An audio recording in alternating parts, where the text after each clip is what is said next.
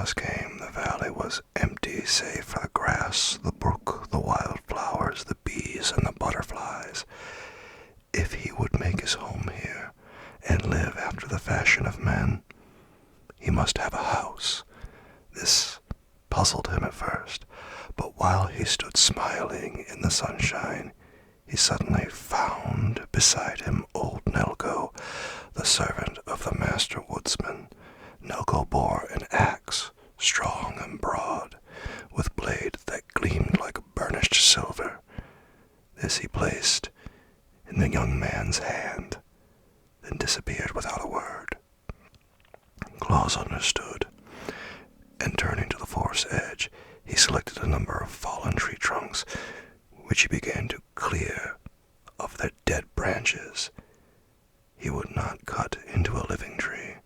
His life among the nymphs who guarded the forest had taught him that a live tree is sacred, being a created thing endowed with feeling. But with the dead and fallen trees, it was different. They had fulfilled their destiny as active members of the forest community, and now it was fitting that their remains should minister to the needs of man. The axe bit deep into the logs at every stroke. It seemed to have a force of its own, and Claus had but to swing and guide it. When shadows began creeping over the green hills to lie in the valley overnight, the young man had chopped many logs into equal lengths and proper shapes for building a house, such as he had seen the poorer classes of men inhabit. Then, resolving to await another day before he tried to fit the logs together, Claus ate some of the sweet roots he well knew how to find, drank deeply from the laughing brook, and lay down to sleep on the grass, first seeking a spot where no flowers grew, lest the weight of his body should crush them. And while he slumbered and breathed in the perfume of the wondrous valley, the spirit of happiness crept into his heart and drove out all terror and care and misgivings. Nevermore would the face of Claus be clouded with anxieties. Nevermore would the trials of life weigh him down as with a burden. The Laughing Valley had claimed him for its own. Would that we all might live in that delightful place, but then, maybe, it would become overcrowded. For ages it had awaited a tenant. Was it chance that led young Claus to make his home in this happy vale? Or may we guess that his thoughtful friends, the immortals, had directed his steps when he wandered away from Mersey to seek a home in the great world?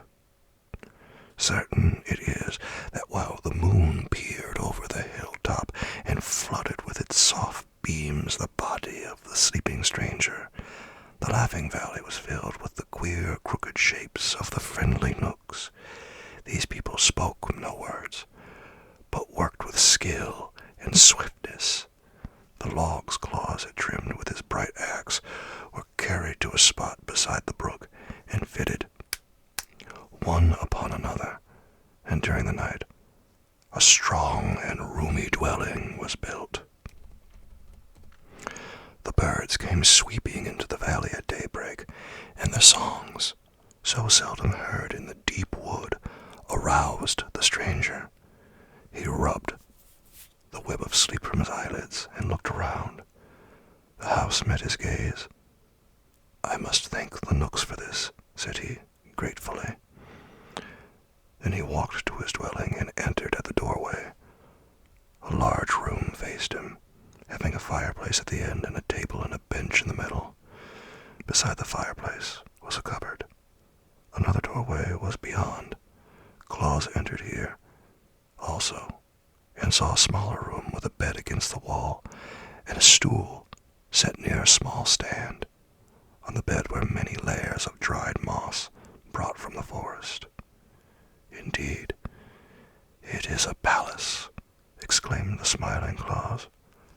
I must thank the good Knooks again for their knowledge of man's needs, as well as for their labors in my behalf. He left his new home with a glad feeling that he was not quite alone in the world, although he had chosen to abandon his forest life. Friendships are not easily broken, and the immortals are everywhere.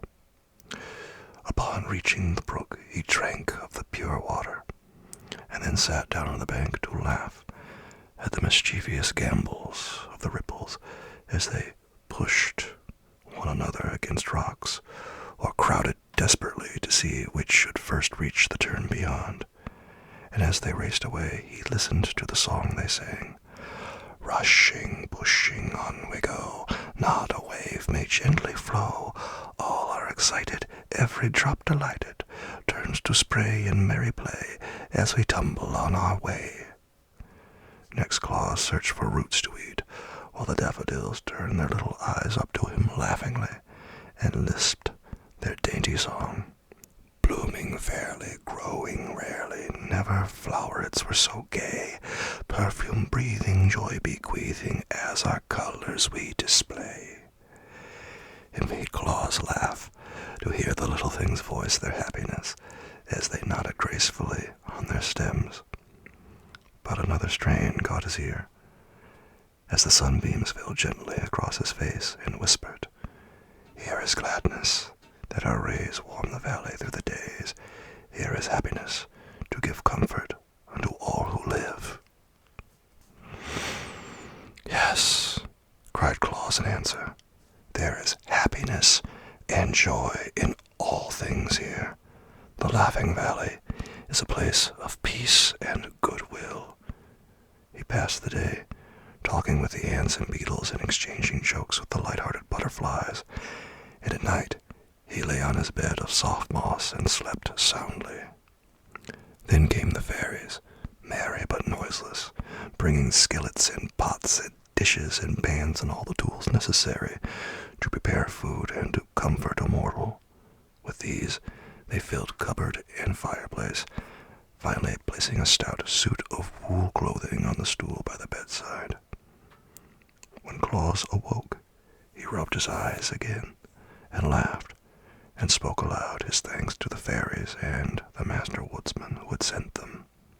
With eager joy, he examined all his new possessions, wondering what some might be used for. But in the days when he had clung to the girdle of the great oak and visited the cities of men, his eyes had been quick to note all the manners and customs of the race to which he belonged, so he guessed from the gifts brought by the fairies that the master expected him hereafter to live in the fashion of his fellow creatures, which means, I must plow the earth and plant corn, he reflected, so that when winter comes, I shall have garnered food in plenty. But as he stood in the grassy valley, he saw that to turn up the earth in furrows would be to destroy hundreds of pretty, hapless flowers, as well as thousands of the tender blades of grass. And this he could not bear to do. Therefore, he stretched out his arms and uttered a peculiar whistle he had learned in the forest, afterward crying, Riles of the field flowers, come to me. Instantly, a dozen of the queer little riles were squatting upon the ground before him, and they nodded to him in cheerful greeting. Claus gazed upon them earnestly. Your brothers of the forest, he said, I have known and loved many years. I shall love you also when we have become friends. To me, the laws of the riles, whether those of the forest or of the field, are sacred.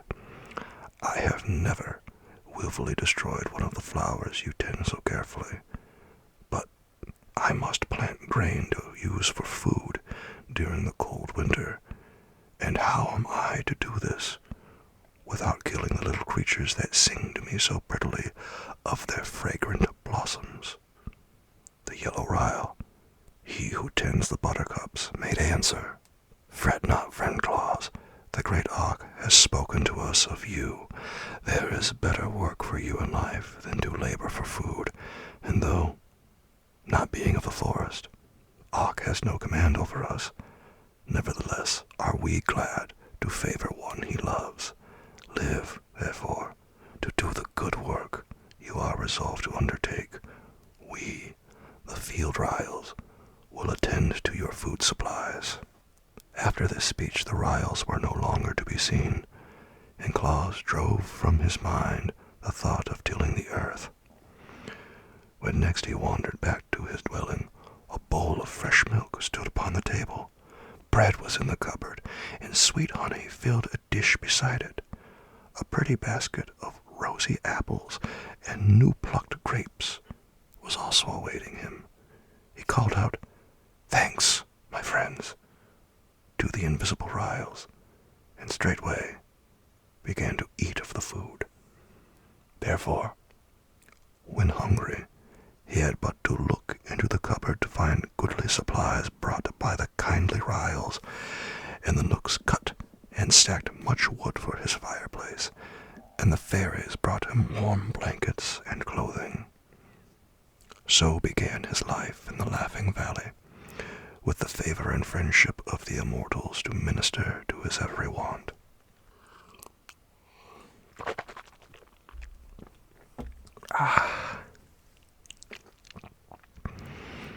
Chapter 2. How Claus Made the First Toy. Truly our Claus had wisdom, for his good fortune but strengthened his resolve to befriend the little ones of his own race. He knew his plan was approved by the immortals, else they would not have favored him so greatly. So he began to look at once to make acquaintance with mankind. He walked through the valley to the plain beyond, and crossed the plain in many directions to reach the abodes of men. These stood singly or in groups of dwellings called villages, and in nearly all the houses, whether big or little, Claus found children. The youngsters soon came to know his merry, laughing face and the kind glance of his bright eyes, and the parents, while they regarded the young man with some scorn for loving children more than their elders, were content that the girls and boys had found a playfellow who seemed willing to amuse them. So the children romped and played games with Claus, and the boys rode upon his shoulders, and the girls nestled in his strong arms, and the babies clung fondly to his knees. Wherever the young man chanced to be, the sound of childish laughter followed him, and to understand this better you must know that children were much neglected in those days, and received little attention from their parents, so that it became to them a marvel that so goodly a man as Claus devoted his time to making them happy. And those who knew him were, you may be sure, very happy indeed. The sad faces of the poor and abused grew bright for once.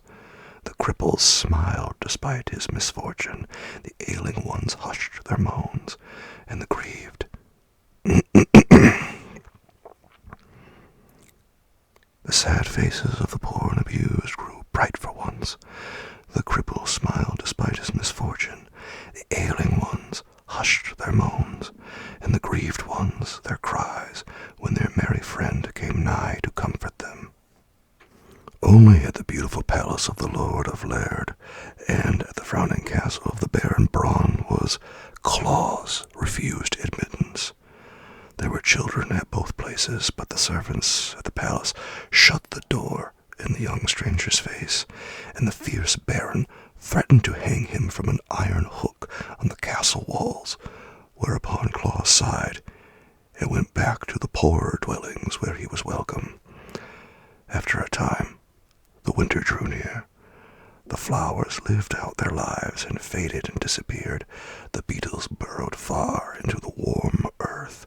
The butterflies deserted the meadows, and the voice of the brook grew hoarse, as if it had taken cold.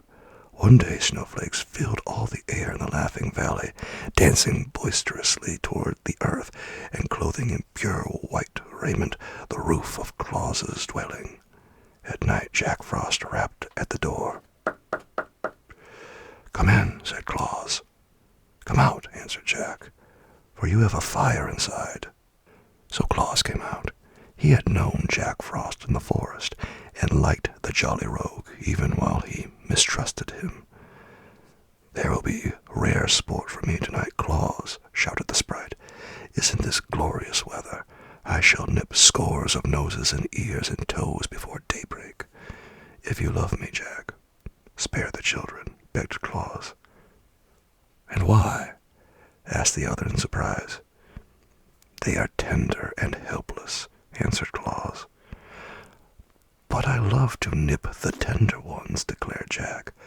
"The older ones are tough and tire my fingers." "The young ones are weak and cannot fight you," said Claus. "True," agreed Jack thoughtfully. "Well, I will not pinch a child this night, if I can resist the temptation," he promised. "Good night, Claus." "Good night." The young man went in and closed the door, and Jack Frost ran on to the nearest village. Claus threw a log on the fire, which burned up brightly. Beside the hearth sat Blinky, a big cat, given him by Peter the Knook. Her fur was soft and glossy, and she purred never-ending songs of contentment. "I shall not see the children again soon," said Claus to the cat, who kindly paused in her song to listen. "The winter is upon us. The snow will be deep for many days, and I shall be unable to play with my little friends." The cat raised a paw and stroked her nose thoughtfully, but made no reply. So long as the fire burned and Claus sat in his easy chair by the hearth, she did not mind the weather. So passed many days and many long evenings. The cupboard was always full, but Claus became weary with having nothing to do more than to feed the fire from the big woodpile the Knooks had brought him. One evening, he picked up a stick of wood and began to cut it with his sharp knife. He had no thought at first, except to occupy his time, and he whistled and sang to the cat as he carved away portions of the stick. Puss sat up on her haunches and watched him, listening at the same time to her master's merry whistle, which she loved to hear even more than her own purring songs. Claus glanced at Puss, and then at the stick he was whittling, until presently the wood began to have a shape, and the shape was like the head of a cat, with 2 ears sticking upward. Claus stopped whistling to laugh, and then both he and the cat looked at the wooden image in some surprise. Then he carved out the eyes and the nose, and rounded the lower part of the head so that it rested upon a neck. Puss hardly knew what to make of it now, and sat up stiffly, as if watching with some suspicion what would come next. Claus knew. The head gave him an idea. He plied his knife carefully and with skill, forming slowly the body of the cat, which he made to sit upon its haunches as the real cat did, with her tail wound around her 2 front legs. The work cost him much time, but the evening was long, and he had nothing better to do. Finally, he gave a long and delighted laugh at the result of his labors, and placed the wooden cat, now completed, upon the hearth opposite the real one. Puss thereupon glared at her image, raised her hair in anger, and uttered a defiant mew. The wooden cat paid no attention, and Claus, much amused, laughed again. Then Blinky advanced toward the wooden image to eye it closely and smell of it intelligently. Eyes and nose told her the creature was wood in spite of its natural appearance, so Puss resumed her seat and her purring. But as she neatly washed her face with her padded paw, she cast more than one admiring glance at her clever master. Perhaps she felt the same satisfaction we feel when we look upon good photographs of ourselves. The cat's master was himself pleased with his handiwork, without knowing exactly why.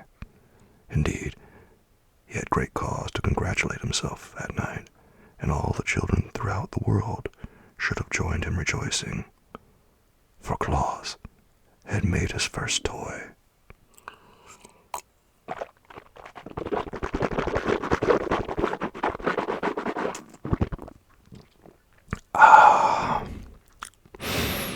Merry Christmas.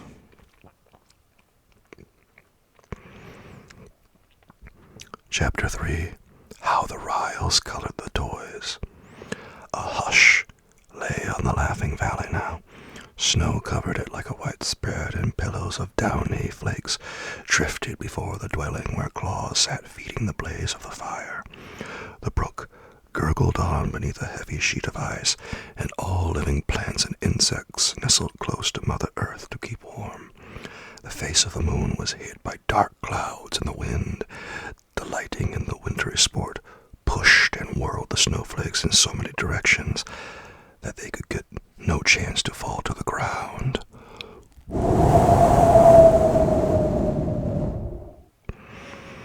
Claus heard the wind whistling and shrieking in its play, and thanked the good Nooks again for his comfortable shelter.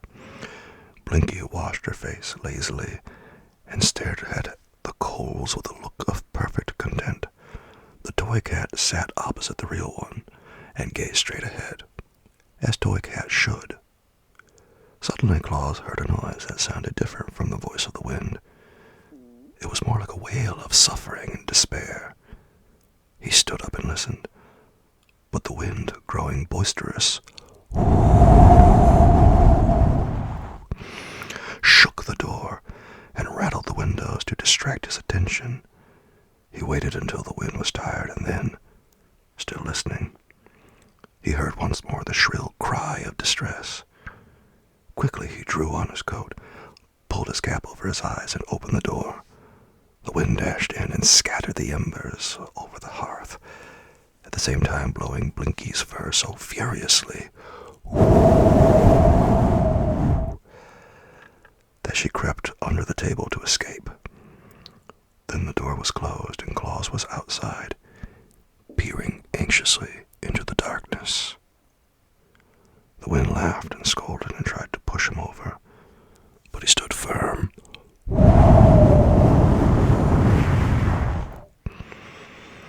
The helpless flakes stumbled against his eyes and dimmed his sight, but he rubbed them away and looked again. Snow was everywhere, white and glittering. It covered the earth and filled the air. The cry was not repeated. Claus turned to go back into the house, but the wind caught him unawares, and he stumbled and fell across a snowdrift. His hand plunged into the drift and touched something that was not snow. This he seized, and pulling it gently toward him, found it to be a child. The next moment, he had lifted it in his arms and carried it into the house. The wind followed him through the door.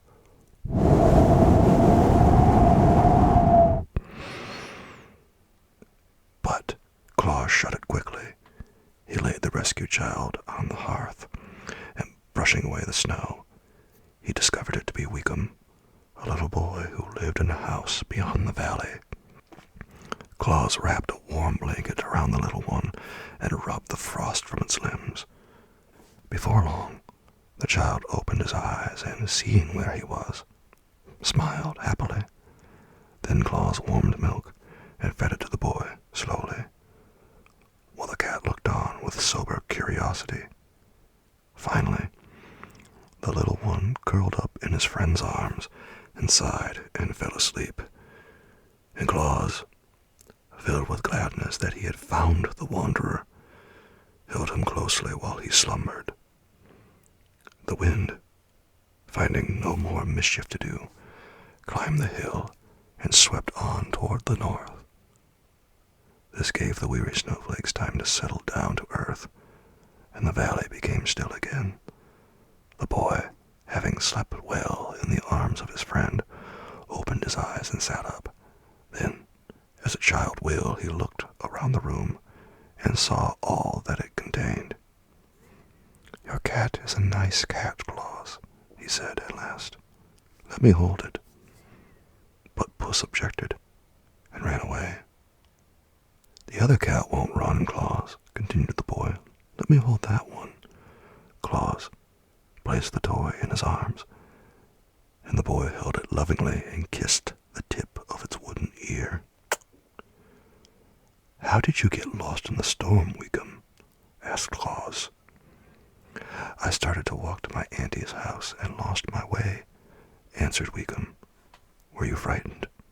"It was cold," said Weekum, "and the snow got in my eyes, so I could not see. Then I kept on till I fell on the snow, without knowing where I was, and the wind blew the flakes over me and covered me up." Claus gently stroked his head, and the boy looked up at him and smiled. "I'm all right now," said Weekum. "Yes," replied Claus happily. "Now, I will put you in my warm bed, and you must sleep until morning, when I will carry you back to your mother." "May the cat sleep with me?" asked the boy. "Yes, if you wish it to," answered Claus. "It's a nice cat," Weekum said, smiling, as Claus tucked the blankets around him, and presently the little one fell asleep with the wooden toy in his arms. When morning came, the sun claimed the Laughing Valley and flooded it with his rays, so Claus prepared to take the lost child back to its mother. "May I keep the cat, Claus?" asked Weekum. "It's nicer than real cats. It doesn't run away or scratch or bite. May I keep it?" "Yes, indeed," answered Claus, pleased that the toy he had made could give pleasure to the child. So he wrapped the boy and the wooden cat in a warm cloak, perching the bundle upon his own broad shoulders, and then he tramped through the snow and the drifts of the valley, and across the plain beyond to the poor cottage where Weekum's mother lived. "See, Mama," cried the boy as soon as they entered. "I've got a cat." The good woman wept tears of joy over the rescue of her darling and thanked Claus many times for his kind act. So he carried a warm and happy heart back to his home in the valley. That night he said to Puss, "I believe the children will love the wooden cats almost as well as the real ones, and they can't hurt them by pulling their tails and ears. I'll make another." So this was the beginning of his great work. The next cat was better made than the first. While Claus sat whittling it out, the yellow Ryle came in to make him a visit, and so pleased was he with the man's skill that he ran away and brought several of his fellows. There sat the red Ryle, the black Ryle, the green Ryle, the blue Ryle, and the yellow Ryle in a circle on the floor, while Claus whittled and whistled, and the wooden cat grew into shape.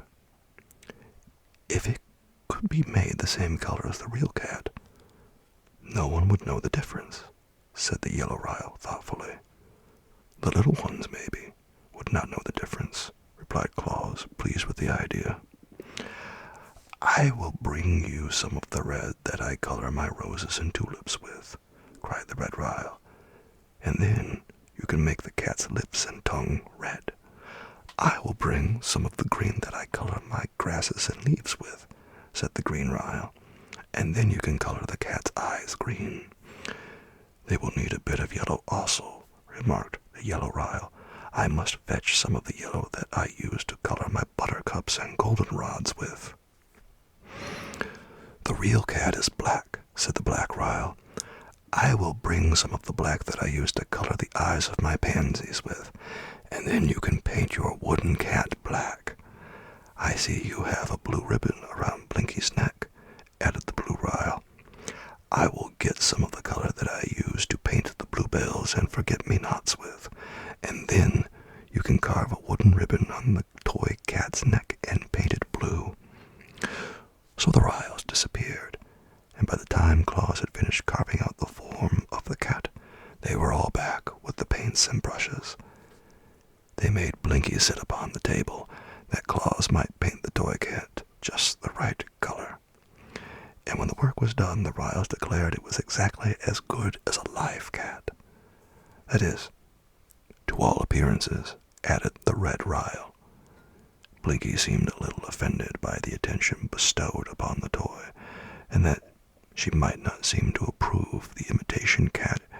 She walked to the corner of the hearth and sat down with a dignified air.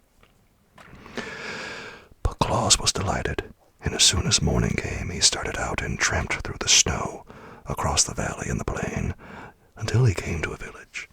There, in a poor hut, near the walls of the beautiful palace of the Lord of Laird, a little girl lay upon a wretched cot, moaning with pain. Claus approached the child and kissed her, and comforted her, and then he drew the toy cat from beneath his coat, where he had hidden it, and placed it in her arms. How well he felt himself repaid for his labor and his long walk when he saw the little one's eyes grow bright with pleasure.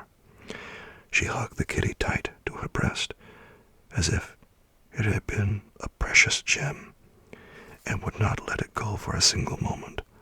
The fever was quieted, the pain grew less, and she fell into a sweet and refreshing sleep. Claus laughed and whistled and sang all the way home. Never had he been so happy as on that day. When he entered his house, he found Shiegra, the lioness, awaiting him.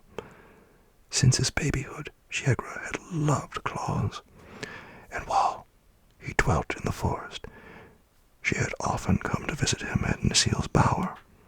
After Claus had gone to live in the Laughing Valley, Shiegra became lonely and ill at ease.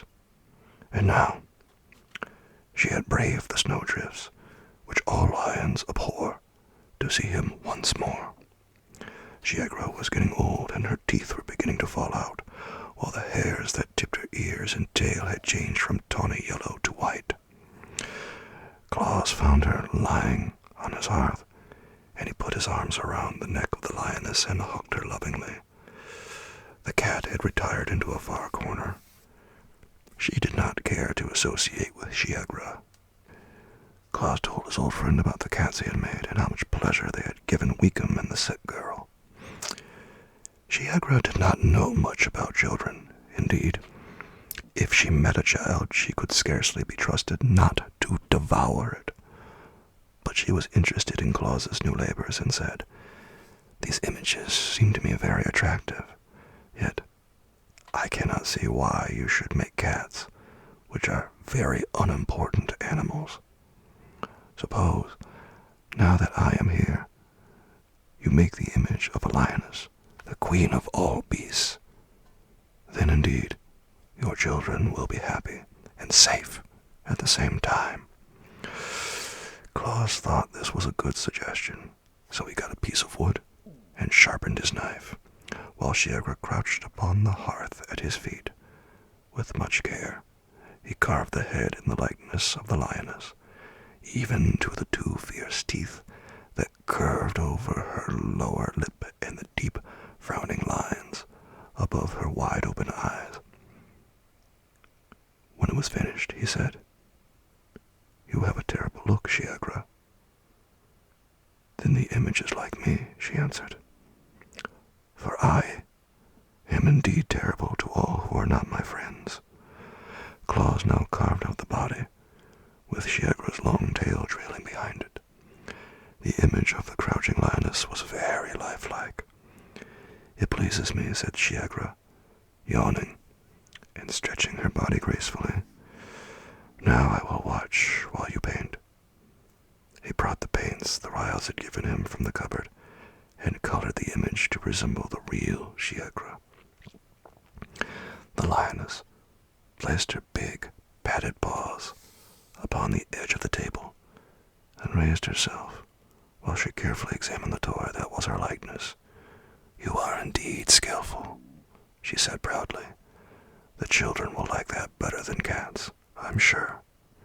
then snarling at Blinky, who arched her back in terror and whined fearfully. She walked away toward her forest home with stately strides.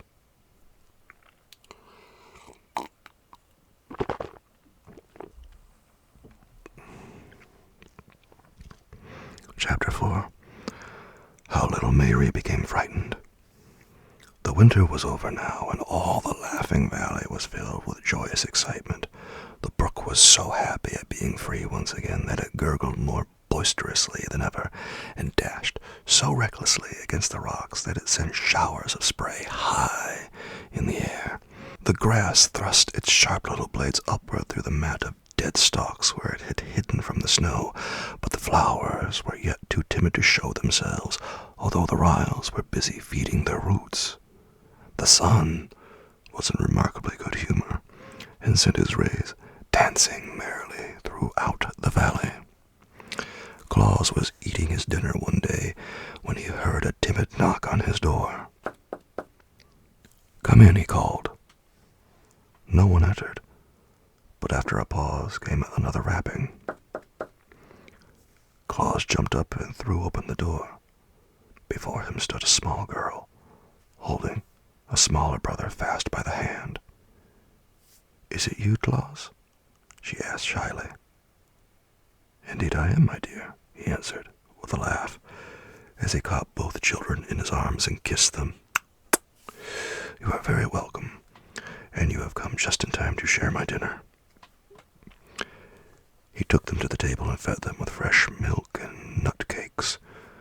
When they had eaten enough, he asked, "Why have you made this long journey to see me?" "I want a dad," replied little Mary, and her brother, who had not yet learned to speak many words, nodded his head and exclaimed like an echo, "Dad." "Oh, you want my toy cats, do you?" returned Claus, greatly pleased to discover that his creations were so popular with children. The little visitors nodded eagerly. "Unfortunately," he continued, "I have but one cat now ready, for I carried two to children in the town yesterday. And the one I have shall be given to your brother Mary, because he is the smaller, and the next one I make shall be for you." The boy's face was bright with smiles as he took the precious toy Claus held out to him, but little Mary covered her face with her arm and began to sob grievously. I want a dad now," she wailed. Her disappointment made Claus feel miserable for a moment. Then he suddenly remembered Shiegra. "Don't cry, darling," he said soothingly. "I have a toy much nicer than a cat, and you shall have that."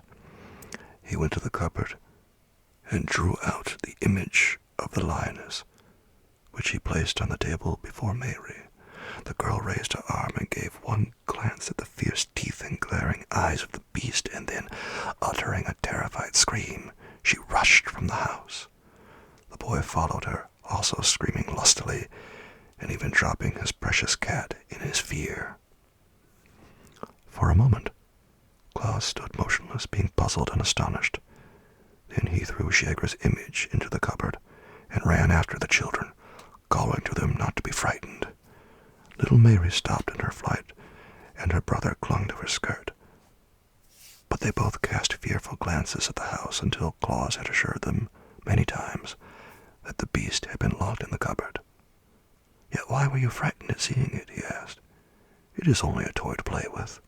"It's bad," said Mary decidedly, and just horrid, and not a bit nice like Tat's."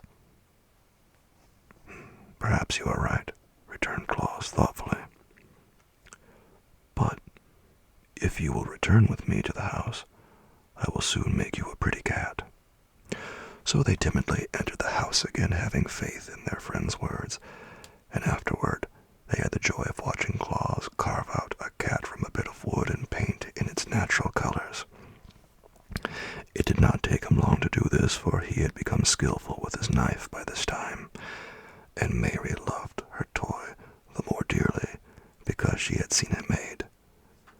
After his little visitors had trotted away on their journey homeward, Claus sat long in deep thought, and then he decided that such fierce creatures as his friend the lioness would never do as models from which to fashion his toys. There must be nothing to frighten the dear babies, he reflected, and while I know Shiegra well, and am not afraid of her, it is but natural that children should look upon her image with terror. Hereafter, I will choose such mild-mannered animals as squirrels and rabbits and deer and lambkins from which to carve my toys, for then the little ones will love rather than fear them. He began his work that very day, and before bedtime had made a wooden rabbit and a lamb. They were not quite so lifelike as the cats had been because they were formed from memory, while Blinky had sat very still for Claus to look at while he worked. But the new toys pleased the children nevertheless, and the fame of Claus's playthings spread quickly to every cottage on plain and in village. He always carried his gifts to the sick or crippled children, but those who were strong enough walked to the house in the valley to ask for them, so a little path was soon worn from the plain to the door of the toy-maker's cottage. First came the children who had been playmates of Claus before he began to make toys. These, you may be sure, were well supplied. Then children who lived farther away heard of the wonderful images and made journeys to the valley to secure them. All little ones were welcome, and never a one went away empty-handed. This demand for his handiwork kept Claus busily occupied, but he was quite happy in knowing the pleasure he gave to so many of the dear children. His friends the immortals were pleased with his success and supported him bravely. The Knooks selected for him clear pieces of soft wood, that his knife might not be blunted in cutting them. The Ryls kept him supplied with paints of all colors and brushes fashioned from the tips of timothy grasses. The fairies discovered that the workmen needed saws and chisels and hammers and nails, as well as knives, and brought him a goodly array of such tools. Claus soon turned his living room into a most wonderful workshop. He built a bench before the window and arranged his tools and paints so that he could reach everything as he sat on a stool.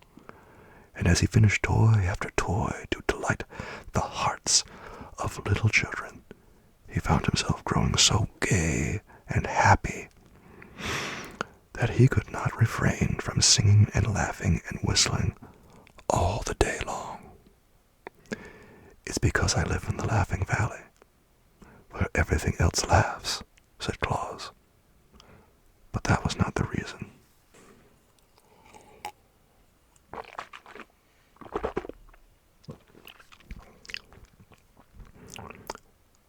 Chapter 5. How Bessie Blithesome Came to the Laughing Valley. One day, as Claus sat before his door to enjoy the sunshine while he busily carved the head and horns of a toy deer, he looked up and discovered a glittering cavalcade of horsemen approaching through the valley. When they drew near, he saw that the band consisted of a score of men-at-arms, clad in bright armor and bearing in their hands spears and battle-axes. In front of these rode little Bessie Blithesome, the pretty daughter of that proud lord of Laird, who had once driven Claus from his palace. Her palfrey was pure white, its bridle was covered with glittering gems, and its saddle draped with cloth of gold, richly broidered. The soldiers were sent to protect her from harm while she journeyed. Claus was surprised, but he continued to whittle and to sing until the cavalcade drew up before him. Then the little girl leaned over the neck of her palfrey and said, "Please, Mr. Claus, I want a toy." Her voice was so pleading that Claus jumped up at once and stood beside her, but he was puzzled how to answer her request. "You are a rich lord's daughter," said he, "and have all that you desire, except toys," added Bessie. "There are no toys in all the world but yours. And I make them for the poor children who have nothing else to amuse them," continued Claus. Do poor children love to play with toys more than rich ones? Asked Bessie. I suppose not, said Claus thoughtfully. Am I to blame because my father is a lord? Must I be denied the pretty toys I long for because other children are poorer than I? She inquired earnestly. I'm afraid you must, dear, he answered, for the poor have nothing else with which to amuse themselves. You have your pony to ride, your servants to wait on you, and every comfort that money can procure. But I want toys, cried Bessie, wiping away the tears that forced themselves into her eyes. If I cannot have them, I shall be very unhappy. Claus was troubled, for her grief recalled to him the thought that his desire was to make all children happy, without regard to their condition in life.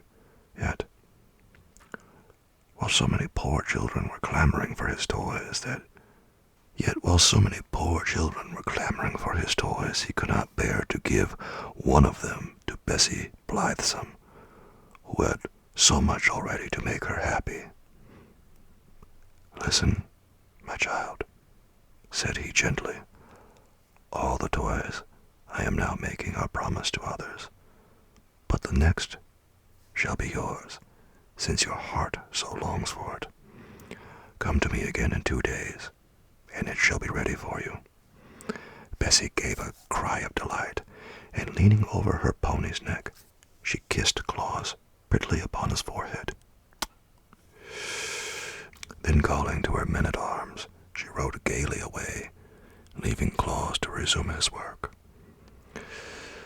If I am to supply the rich children as well as the poor ones, he thought, I shall not have a spare moment in the whole year. But is it right I should give to the rich? Surely I must go to Necile and talk with her about this matter. So when he had finished the toy deer, which was very like a deer he had known in the forest glades, he walked into Bersey and made his way to the bower of the beautiful nymph Necile, who had been his foster mother. She greeted him tenderly and lovingly, listening with interest to his story of the visit of Bessie Blithesome. And now tell me, said he, shall I give toys to rich children? We of the forest know nothing of riches, she replied. It seems to me that one child is like another child, since they are all made of the same clay, and that riches are like a gown, which may be put on or taken away, leaving the child unchanged. But the fairies are guardians of mankind, and know mortal children better than I. Let us call the fairy queen.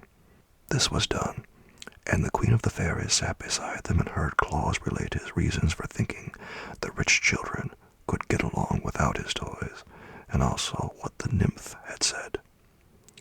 Necile is right, declared the queen, for whether it be rich or poor, a child's longings for pretty playthings are but natural. Rich Bessie's heart may suffer as much grief as poor Mayre's. She can be just as lonely and discontented, and just as gay and happy. I think, friend Claus, it is your duty to make all little ones glad, whether they chance to live in palaces or in cottages.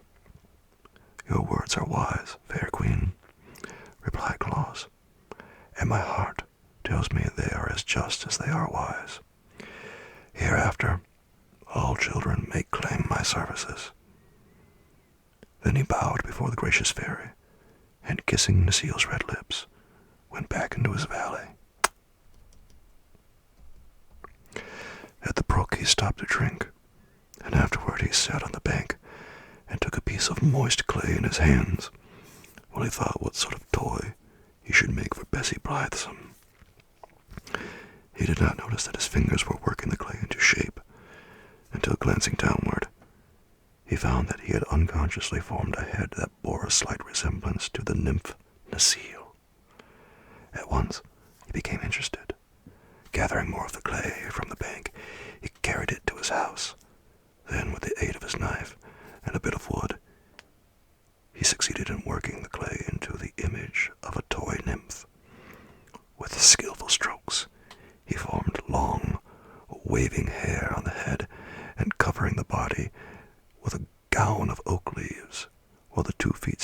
at the bottom of the gown were clad in sandals, but the clay was soft, and Claus found he must handle it gently to avoid ruining his pretty work.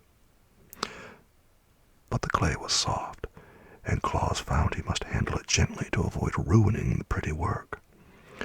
Perhaps the rays of the sun will draw out the moisture and cause the clay to become hard, he thought.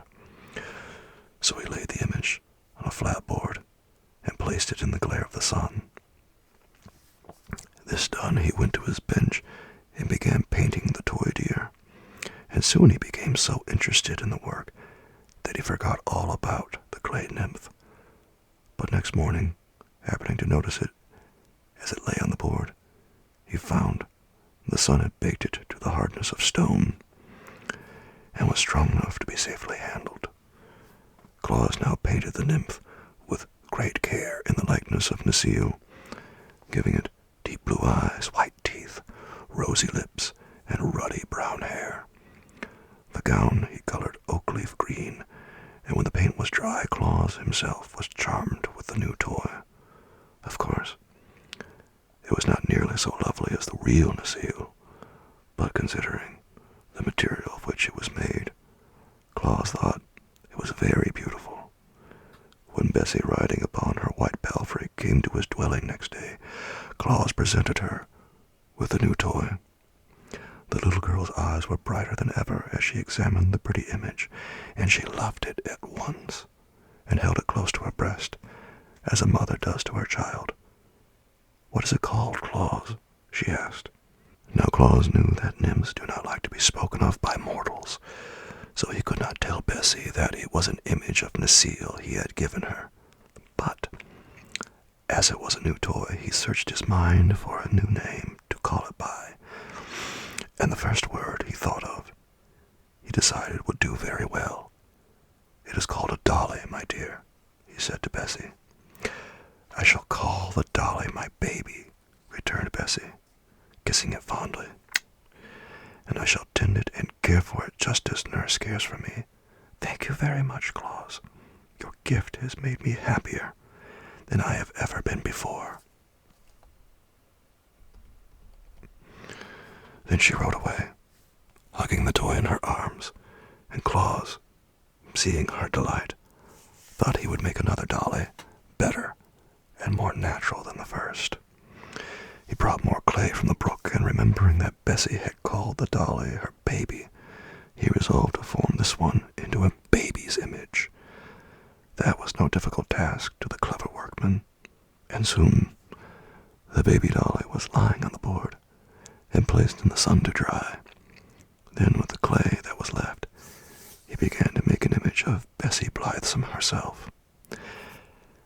This was not so easy, for he found he could not make the silken robe of the Lord's daughter out of the common clay. So he called the fairies to his aid, and asked them to bring colored silks with which to make a real dress for the clay image. The fairies set off at once on their errand, and before nightfall they returned with a generous supply of silks and laces and golden threads. Claus now became impatient to complete his new dolly, and instead of waiting for the next day's sun, he placed the clay image upon his hearth and covered it over with glowing coals. By morning, when he drew the dolly from the ashes, it had baked as hard as if it had lain a full day in the hot sun. Now our Claus became a dressmaker as well as a toy maker. He cut the lavender silk and neatly sewed it into a beautiful gown that just fitted the new dolly, and he put a lace collar around its neck and pink silk shoes on its feet. The natural color of baked clay is a light gray, but Claus painted the face to resemble the color of flesh, and he gave the dolly Bessie's brown eyes and golden hair and rosy cheeks. It was really a beautiful thing to look upon, and sure to bring joy to some childish heart. While Claus was admiring it, he heard a knock at his door, and little Mary entered. Her face was sad, and her eyes red with continued weeping. "Why, what has grieved you, my dear?" asked Claus, taking the child in his arms. I've woke my dad," sobbed Mary. How? He inquired, his eyes twinkling. I dwopped him and broke off him's tail, and then I dwopped him and broke off him's ear, and now him's all spoiled. Claus laughed. Never mind, Mary dear, he said. How would you like this new dolly instead of a cat? Mary looked at the silk-robed dolly, and her eyes grew big with astonishment. Oh, Claus, she cried, clapping her small hands together with rapture. Then I add that beautiful lady. Do you like it? He asked. I love it, she said. It's better than Dad's. Then take it, dear, and be careful not to break it. Mary took the dolly with a joy that was almost reverent, and her face dimpled with smiles as she started along the path toward home.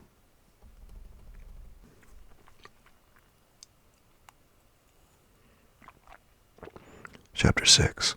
The Wickedness of the Aguas. I must now tell you something about the Aguas, the terrible race of creatures which caused our good Claus so much trouble and nearly succeeded in robbing the children of the world of their earliest and best friend. I do not like to mention the Aguas, but they are part of this history and cannot be ignored. They were neither mortals nor immortals, but stood midway between those classes of beings. The Aguas were invisible to ordinary people, but not to immortals. They could pass swiftly through the air from one part of the world to another, and had the power of influencing the minds of human beings to do their wicked will. They were of gigantic stature and had coarse, scowling countenances which showed plainly their hatred of all mankind. They possessed no consciences whatever, and delighted only in evil deeds.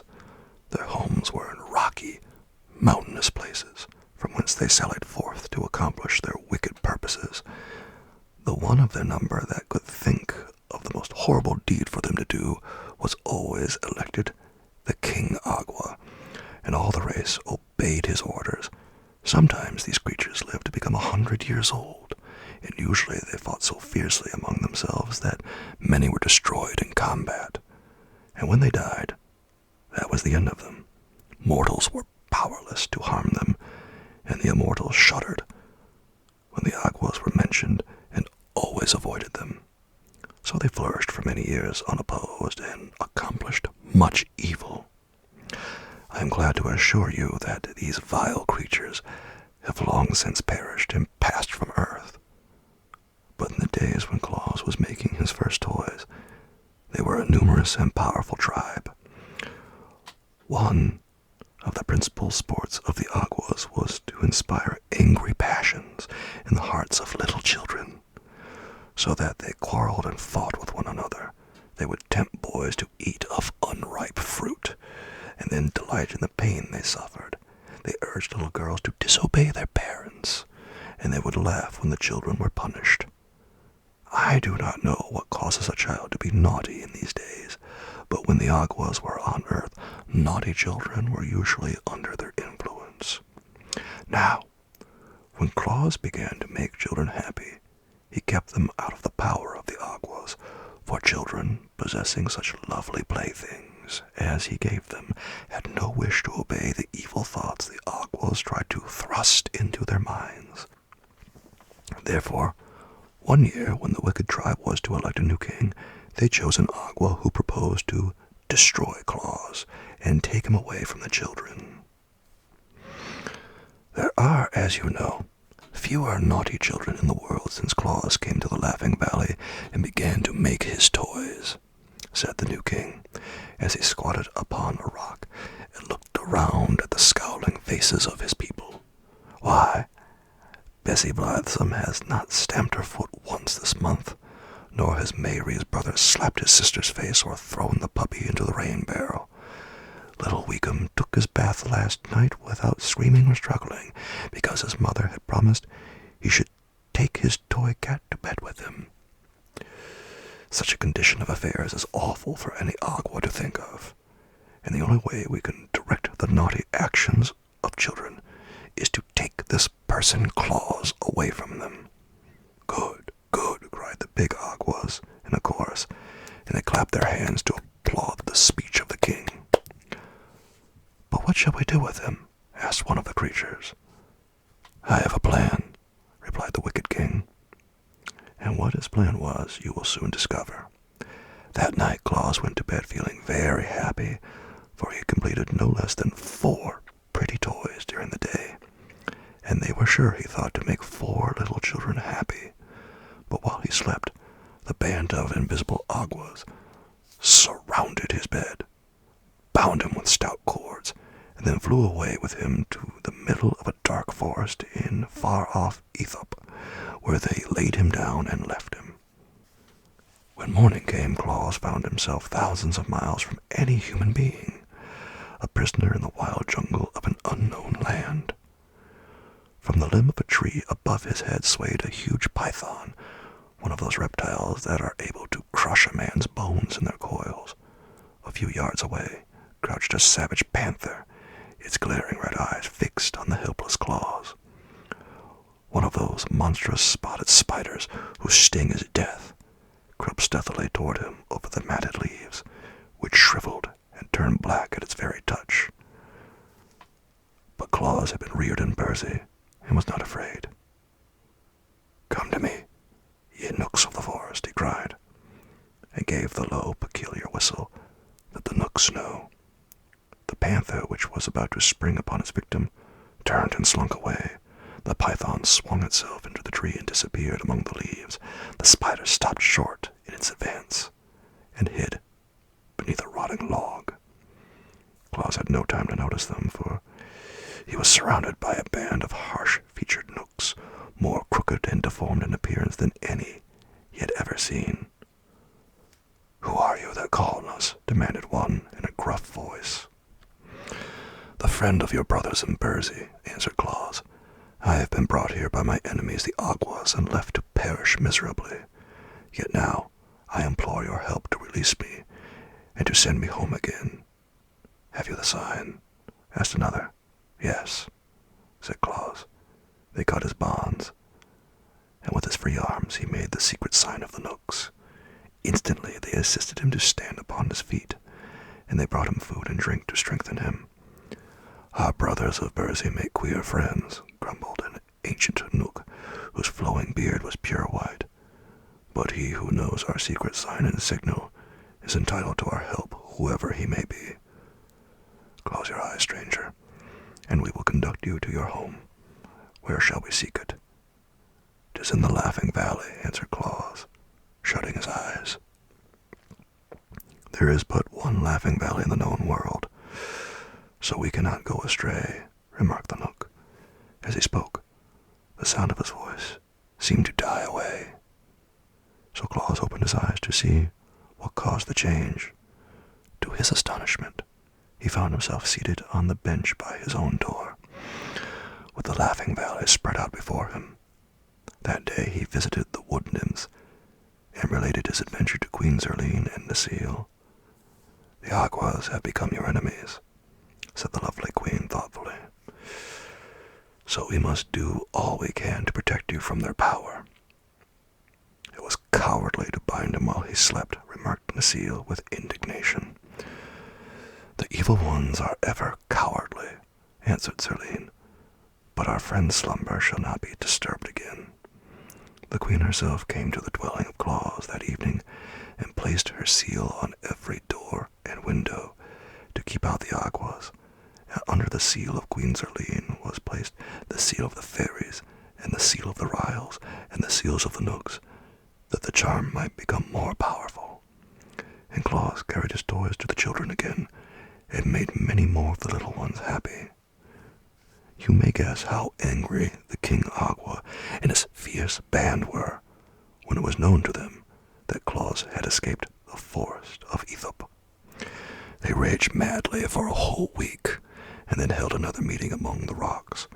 "It is useless to carry him where the Nooks reign," said the king, "for he has their protection. So let us cast him into a cave of our own mountains, where he will surely perish." This was promptly agreed to, and the wicked band set out that night to seize Claus, but they found his dwelling guarded by the seals of the immortals and were obliged to go away baffled and disappointed. "Never mind," said the king. "He does not sleep always."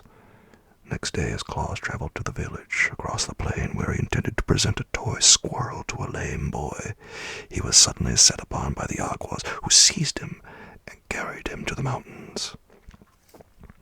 Next day, as Claus traveled to the village across the plain where he intended to present a toy squirrel to a lame boy, he was suddenly set upon by the Aguas, who seized him and carried him away to the mountains. There they thrust him within a deep cavern and rolled many huge rocks against the entrance to prevent his escape. Deprived thus of light and food, and with little air to breathe, our Claus was indeed in a pitiful plight. But he spoke the mystic words of the fairies, which always command their friendly aid, and they came to his rescue and transported him to the Laughing Valley in the twinkling of an eye. Thus, the Aguas discovered they might not destroy one who had earned the friendship of the immortals, so the evil band sought other means of keeping Claus from bringing happiness to children, and so making them obedient. Whenever Claus set out to carry his toys to the little ones, an Agua, who had been set to watch his movements, sprang upon him and snatched the toys from his grasp, and the children were no more disappointed than was Claus when he was obliged to return home disconsolate. Still, he persevered and made many toys for his little friends and started with them for the villages, and always the Aguas robbed him as soon as he had left the valley. They threw the stolen playthings into one of their lonely caverns, and quite a heap of toys accumulated before Claus became discouraged and gave up all attempts to leave the valley. Then children began coming to him, since they found he did not go to them, but the wicked Aguas flew around them and caused their steps to stray and the paths to become crooked, so never a little one could find a way into the Laughing Valley. Lonely days now fell upon Claus, for he was denied the pleasure of bringing happiness to the children whom he had learned to love. Yet he bore up bravely, for he thought surely the time would come when the Aguas would abandon their evil designs to injure him. He devoted all his hours to toy-making. When one plaything had been completed, he stood it on a shelf he had built for that purpose. He devoted all his hours to toy-making, and when one plaything had been completed, he stood it on a shelf he had built for that purpose. When the shelf became filled with rows of toys, he made another one and filled that also, so that in time he had many shelves filled with gay and beautiful toys, representing horses, dogs, cats, elephants, lambs, rabbits, and deer, as well as pretty dolls of all sizes, and balls and marbles of baked clay painted in gay colors. Often, as he glanced at this array of childish treasures, the heart of good old Claus became sad. So greatly did he long to carry the toys to his children, and at last, because he could bear it no longer, he ventured to go to the great Hawk, to whom he told the story of his persecution by the Aguas, and begged the master woodsman to assist him.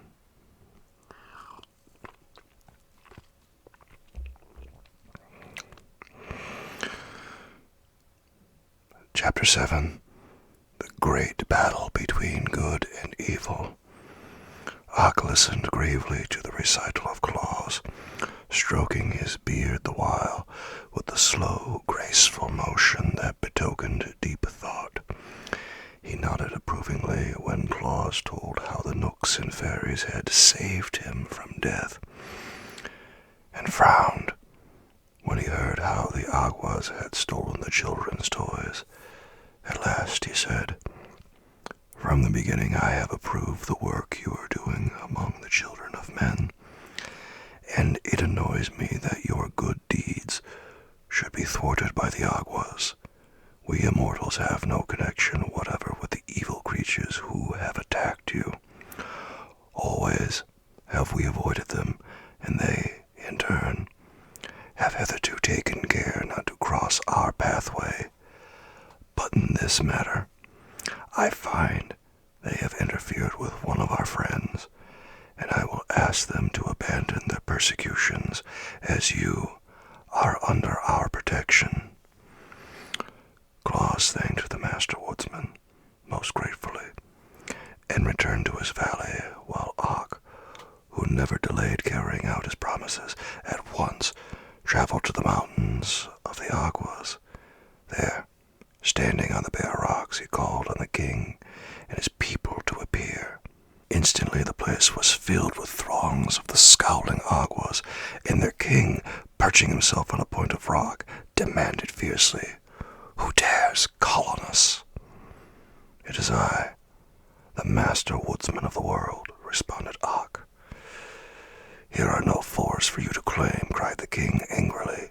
"We owe no allegiance to you, nor to any immortal." "That is true," replied Og calmly. "Yet you have ventured to interfere with the actions of Claus, who dwells in the Laughing Valley and is under our protection." Many of the Aguas began muttering at this speech, and their king turned threateningly on the Master Woodsman. "You are set to rule the forests, but the plains and the valleys are ours," he shouted. "Keep to your own dark woods. We will do as we please with Claus." "You shall not harm our friend in any way," replied Og. "Shall we not?" asked the king impudently. "You will see. Our powers are vastly superior to those of mortals, and fully as great as those of immortals." "It is your conceit that misleads you," said Og sternly. "You are a transient race, passing from life into nothingness. We who live forever pity but despise you. On earth you are scorned by all, and in heaven you have no place. Even the mortals after their earth life enter another existence for all time, and so are your superiors. How then dare you, who are neither mortal nor immortal, refuse to obey my wish?" The Aguas sprang to their feet with menacing gestures, but their king motioned them back. "Never before," he cried to Og, with his voice trembling with rage, "has an immortal declared himself the master of the Aguas. Never shall an immortal venture to interfere with our actions again, for we will avenge your scornful words by killing your friend Claus within 3 days. Nor you, nor all the immortals can save him from our wrath. We defy your powers. Begone, Master Woodsman of the world. In the country of the Aguas, you have no place." "It is war," declared Og with flashing eyes. "It is war," returned the king savagely. "In 3 days your friend will be dead."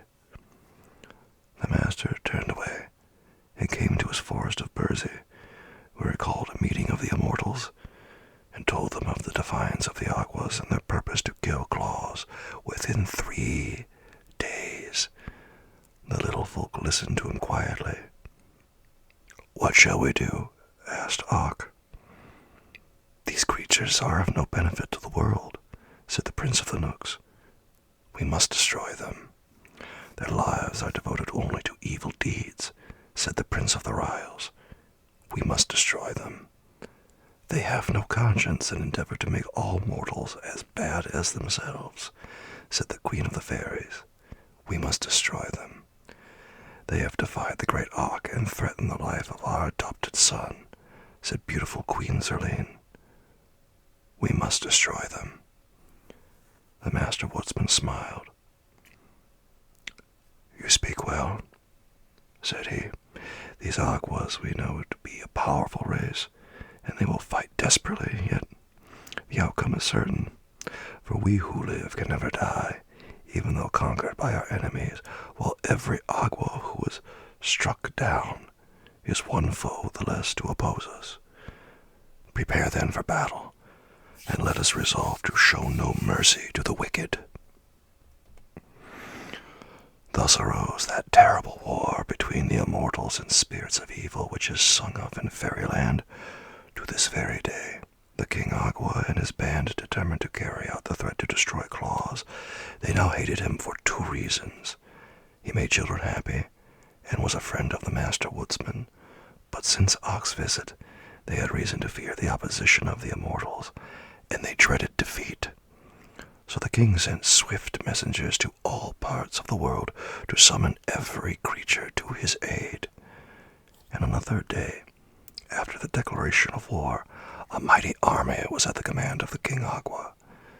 There were 300 Asiatic dragons, breathing fire that consumed everything it touched. These hated mankind and all good spirits.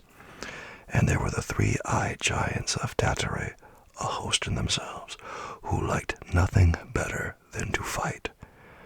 And next came the black demons from Patagonia, with great spreading wings like those of a bat, which swept terror and misery through the world as they beat upon the air. And joined to these were the goozle goblins, with long talons as sharp as swords, with which they clawed the flesh from their foes. Finally, every mountain agua in the world had come to participate in the great battle with the immortals. The King Agua looked around upon his vast army, and his heart beat high with wicked pride, for he believed he would surely triumph over his gentle enemies, who had never before been known to fight. But the Master Woodsman had not been idle. None of his people was used to warfare, yet now that they were called upon to face the host of evil, they willingly prepared for the fray. Ock had commanded them to assemble in the Laughing Valley, where Claus, ignorant of the terrible battle that was to be waged on his account, was quietly making his toys. Soon the entire valley, from hill to hill, was filled with the little immortals. The Master Woodsman stood first, bearing a gleaming axe that shone like burnished silver. Next came the Riles, armed with sharp thorns from bramble bushes. Then the Nooks, bearing the spears they used when they were forced to prod their savage beasts into submission. The fairies, dressed in white gauze with rainbow-hued wings, bore golden wands, and the wood nymphs, in their uniforms of oak-leaf green, carried switches from ash trees as weapons. Loud laughed the Agua King when he beheld the size and the arms of his foes. To be sure, the mighty axe of the woodsman was to be dreaded, but the sweet-faced nymphs and pretty fairies, the gentle Riles and crooked Nooks, were such harmless folk that he almost felt shame at having called such a terrible host to oppose them. "Since these fools dare fight," he said to the leader of the Tatari giants, "I will overwhelm them with our evil powers." To begin the battle, he poised a great stone in his left hand and cast it full against the sturdy form of the Master Woodsman, who turned it aside with his axe. Then rushed the three-eyed giants of Tatari upon the Nooks, and the goozle goblins upon the Riles, and the fire-breathing dragons upon the sweet fairies. Because the nymphs were Ock's own people, the band of Agua sought them out, thinking to overcome them with ease. But it is the law that while evil, unopposed, may accomplish terrible deeds, the powers of good can never be overthrown when opposed to evil. Well had it been for the King Agua had he known the law. His ignorance cost him his existence, for one flash of the axe borne by the Master Woodsman of the world cleft the wicked king in twain, and rid the earth of the vilest creature it contained. Greatly marveled the Tatari giants when the spears of the little Nooks pierced their thick walls of flesh and sent them reeling to the ground with howls of agony. Woe came upon the sharp-taloned goblins when the thorns of the Riles reached their savage hearts and let their lifeblood sprinkle all the plain. And afterward, from every drop, a thistle grew. The dragons paused astonished before the fairy wands, from whence rushed a power that caused their fiery breaths to flow back on themselves, so that they shriveled away and died. As for the Aguas, they had scant time to realize how they were destroyed, for the ash switches of the nymphs bore a charm unknown to any Agua, and turned their foes into clods of earth at the slightest touch. When Og leaned upon his gleaming axe and turned to look over the field of battle, he saw the few giants who were able to run disappearing over the distant hills on their return to Tartary. The goblins had perished every one, as had the terrible dragons, while all that remained of the wicked Aguas was a great number of earthen hillocks dotting the plain. And now the immortals melted from the valley like dew at sunrise to resume their duties in the forest, while Og walked slowly and thoughtfully to the house of Claus and entered. "You have many toys ready for the children," said the woodsman, "and now you may carry them across the plain to the dwellings and villages without fear." "Will not the Aguas harm me?" asked Claus, eagerly. "The Aguas," said Og, "have perished. Now I will gladly have done with wicked spirits and with fighting and bloodshed. It was not from choice that I told of the Aguas and their allies, and of their great battle with the immortals. They were part of this history, and could not be avoided."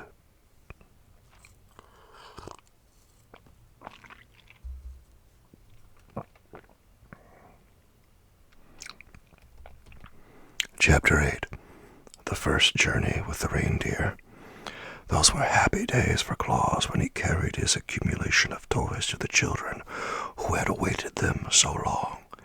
During his imprisonment in the valley, he had been so industrious that all his shelves were filled with playthings, and after quickly supplying the little ones living nearby, he saw he must now extend his travels to wider fields.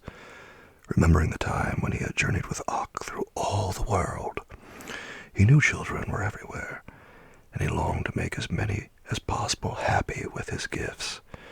So he loaded a great sack with all kinds of toys, slung it upon his back that he might carry it more easily, and started off on a longer trip than he had yet undertaken.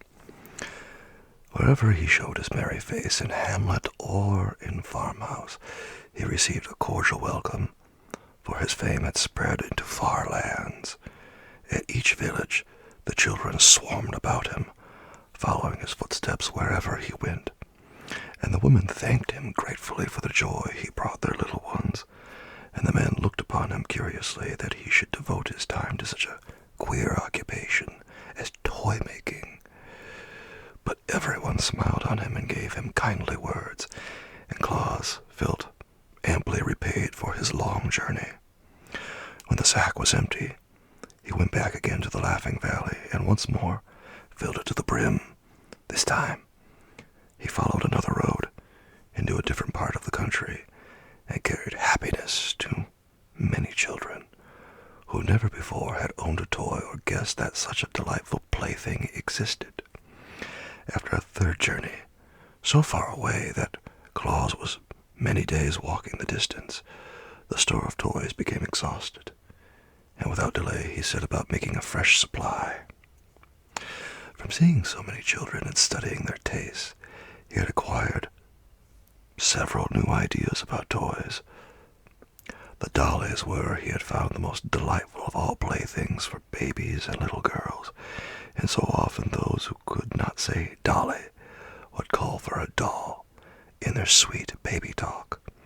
So Claus resolved to make many dolls of all sizes and to dress them in bright colored clothing. The older boys, and even some of the girls, loved the images of animals, so he still made cats and elephants and horses, and many of the little fellows had musical natures and longed for drums and cymbals and whistles and horns. So he made a number of toy drums with tiny sticks to beat them with, and he made whistles from the willow trees and horns from the bog reeds and cymbals from bits of beaten metal. All this kept him busily at work, And before he realized it, the winter season came, with deeper snows than usual, and he knew he could not leave the valley with his heavy pack. Moreover, the next trip would take him farther from home than ever before, and Jack Frost was mischievous enough to nip his nose and ears if he undertook the long journey, while the Frost King reigned. The Frost King was Jack's father, and never reproved him for his pranks. So Claus remained at his workbench, but he whistled and sang as merrily as ever, for he would allow no disappointment to sour his temper or to make him unhappy. One bright morning he looked from his window and saw 2 of the deer he had known in the forest walking toward his house. Claus was surprised, not that the friendly deer should visit him, but that they walked on the surface of the snow as easily as if it were solid ground, notwithstanding the fact that throughout the valley the snow lay many feet deep. He had walked out of his house a day or 2 before, and had sunk to his armpits in a drift. So when the deer came near, he opened the door and called to them, "Good morning, Flossie. Tell me how you were able to walk on the snow so easily." "It is frozen hard," answered Flossie. "The Frost King has breathed on it," said Glossie, coming up, "and the surface is now as solid as ice." "Perhaps," remarked Claus thoughtfully, "I might now carry my pack of toys to the children." "Is it a long journey?" asked Flossie. "Yes, it will take me many days, for the pack is heavy," answered Claus. "Then the snow would melt before you could get back," said the deer. "You must wait until spring, Claus." Claus sighed. "Had I your fleet feet," said he, "I could make the journey in a day." "But you have not," returned Glossie, looking at his own slender legs with pride. "Perhaps I could ride upon your back," Claus ventured to remark after a pause. "Oh, no. Our backs are not strong enough to bear your weight," said Flossie. "Oh, no. Our backs are not strong enough to bear your weight," said Flossie decidedly. "But if you had a sledge and could harness us to it, we might draw you easily, and your pack as well." "I'll make a sledge," exclaimed Claus. "Will you agree to draw me if I do?" "Well," replied Flossie, "we must first go and ask the Knooks, who are our guardians, for permission. But if they consent, and you can make a sledge and harness, we will gladly assist you." "Then go at once," cried Claus eagerly. "I am sure the friendly Knooks will give their consent, and by the time you are back, I shall be ready to harness you to my sledge." Flossie and Glossie, being deer of much intelligence, had long wished to see the great world, so they gladly ran over the frozen snow to ask the Knooks if they might carry Claus on his journey. Meanwhile, the toy maker hurriedly began the construction of a sledge using material from his wood pile. He made 2 long runners that turned upward at the front ends, and across these nailed short boards to make a platform. It was soon completed, but was as rude in appearance as it is possible for a sledge to be. The harness was more difficult to prepare, but Claus twisted strong cords together and knotted them so they would fit around the necks of the deer in the shape of a collar. From these ran other cords to fasten the deer to the front of the sledge. Before the work was completed, Glossie and Flossie were back from the forest, having been granted permission by Will Knook to make the journey with Claus, provided they would to Bursey by daybreak the next morning. "That is not a very long time," said Flossie, "but we are swift and strong, and if we get started by this evening, we can travel many miles during the night." Claus decided to make the attempt, so he hurried on his preparations as fast as possible. After a time he fastened the collars around the necks of his steeds and harnessed them to his rude sledge. Then he placed a stool on the little platform to serve as a seat, and filled a sack with his prettiest toys. "How do you intend to guide us?" asked Glossie. "We have never been out of the forest before except to visit your house, so we shall not know the way." Claus thought about that for a moment. Then he brought more cords and fastened 2 of them to the spreading antlers of each deer, one on the right and the other on the left. "Those will be my reins," said Claus, "and when I pull them to the right or to the left, you must go in that direction. If I do not pull the reins at all, you may go straight ahead." "Very well," answered Glossie and Flossie, and then they asked, "Are you ready?" Claus seated himself upon the stool, placed the sack of toys at his feet, and then gathered up the reins. "All ready," he shouted. "Away we go." The deer leaned forward, lifted their slender limbs, and the next moment away flew the sledge over the frozen snow. The swiftness of the motion surprised Claus, for in a few strides they were across the valley and gliding over the broad plain beyond. The day had melted into evening by the time they started, for, as swiftly as Claus had worked, many hours had been consumed in making his preparations, but the moon shone brightly to light their way, and Claus soon decided it was just as pleasant to travel by night as by day. The deer liked it better, for, although they wished to see something of the world, they were timid about meeting men, and now all the dwellers in the towns and farmhouses were sound asleep and could not see them. Away and away they sped, on and on over the hills and through the valleys and across the plains, until they reached a village where Claus had never been before. Here he called on them to stop, and they immediately obeyed. But a new difficulty now presented itself, for the people had locked their doors when they went to bed, and Claus found he could not enter the houses to leave his toys. "I am afraid, my friends, we have made our journey for nothing," said he, "for I shall be obliged to carry my playthings back home again without giving them to the children of the village." "What's the matter?" asked Flossie. "The doors are locked," answered Claus, "and I cannot get in." Glossie looked around at the houses. The snow was quite deep in that village, and just before them was a roof, only a few feet above the sledge. A broad chimney, which seemed to Glossie big enough to admit Claus, was at the peak of the roof. "Why don't you climb down that chimney?" asked Glossie. Claus looked at it. "That would be easy enough if I were on top of the roof," he answered. "Then hold fast, and we will take you there," said the deer, and they gave one bound to the roof and landed beside the chimney. "Then hold fast, and we will take you there," said the deer, and they gave one bound to the roof and landed beside the big chimney. "Good," said Claus, well pleased, and he slung the pack of toys over his shoulder and got into the chimney. There was plenty of soot on the bricks, but he did not mind that, and by placing his hands and knees against the sides, he crept downward until he had reached the fireplace. Leaping lightly over the smoldering coals, he found himself in a large sitting room, where a dim light was burning. From this room 2 doorways led into smaller chambers. In one, a woman lay asleep with a baby beside her in a crib. Claus laughed, but he did not laugh aloud for fear of waking the baby. Then he slipped a big doll from his pack and laid it in the crib.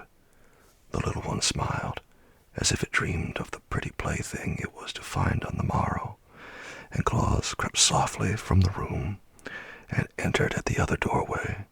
Here were 2 boys, fast asleep, with their arms around each other's neck.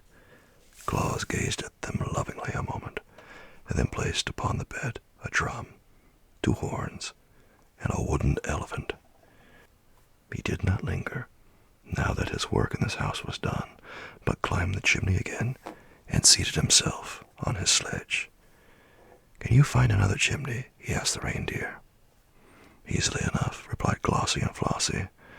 Down to the edge of the roof they raced, and then, without pausing, leaped through the air to the top of the next building, where a huge old-fashioned chimney stood. "Don't be so long this time," cried Flossie, "or we shall never get back to the forest by daybreak." Claus made a trip down this chimney also, and found 5 children sleeping in the house, all of whom were quickly supplied with toys. When he returned, the deer sprang to the next roof, but on descending the chimney, Claus found no children there at all.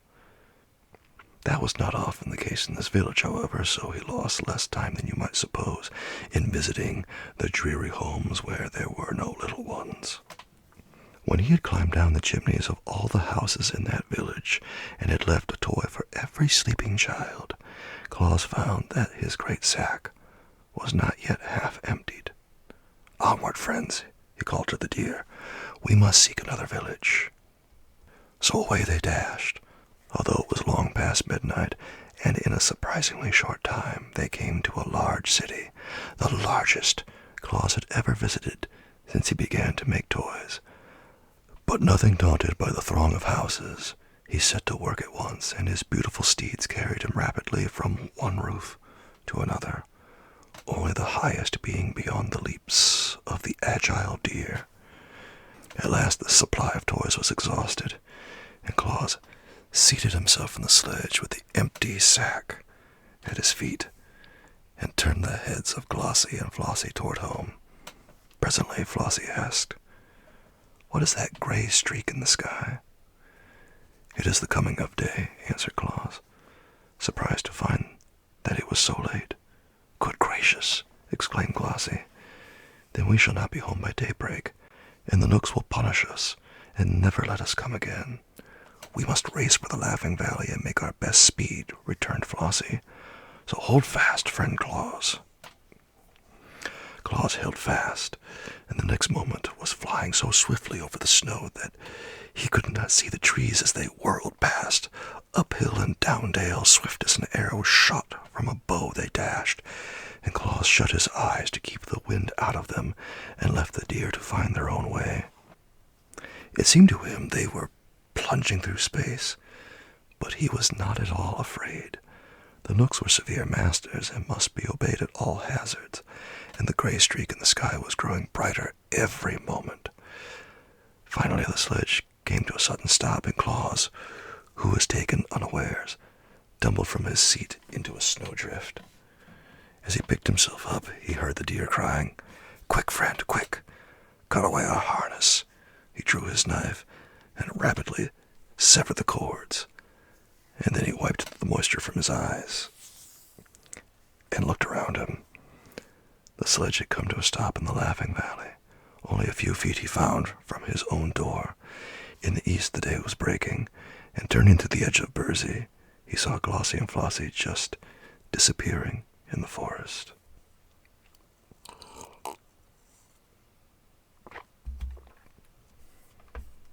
Chapter 9. Santa Claus. Claus thought that none of the children would ever know where the toys came from which they found by their bedsides when they wakened the following morning.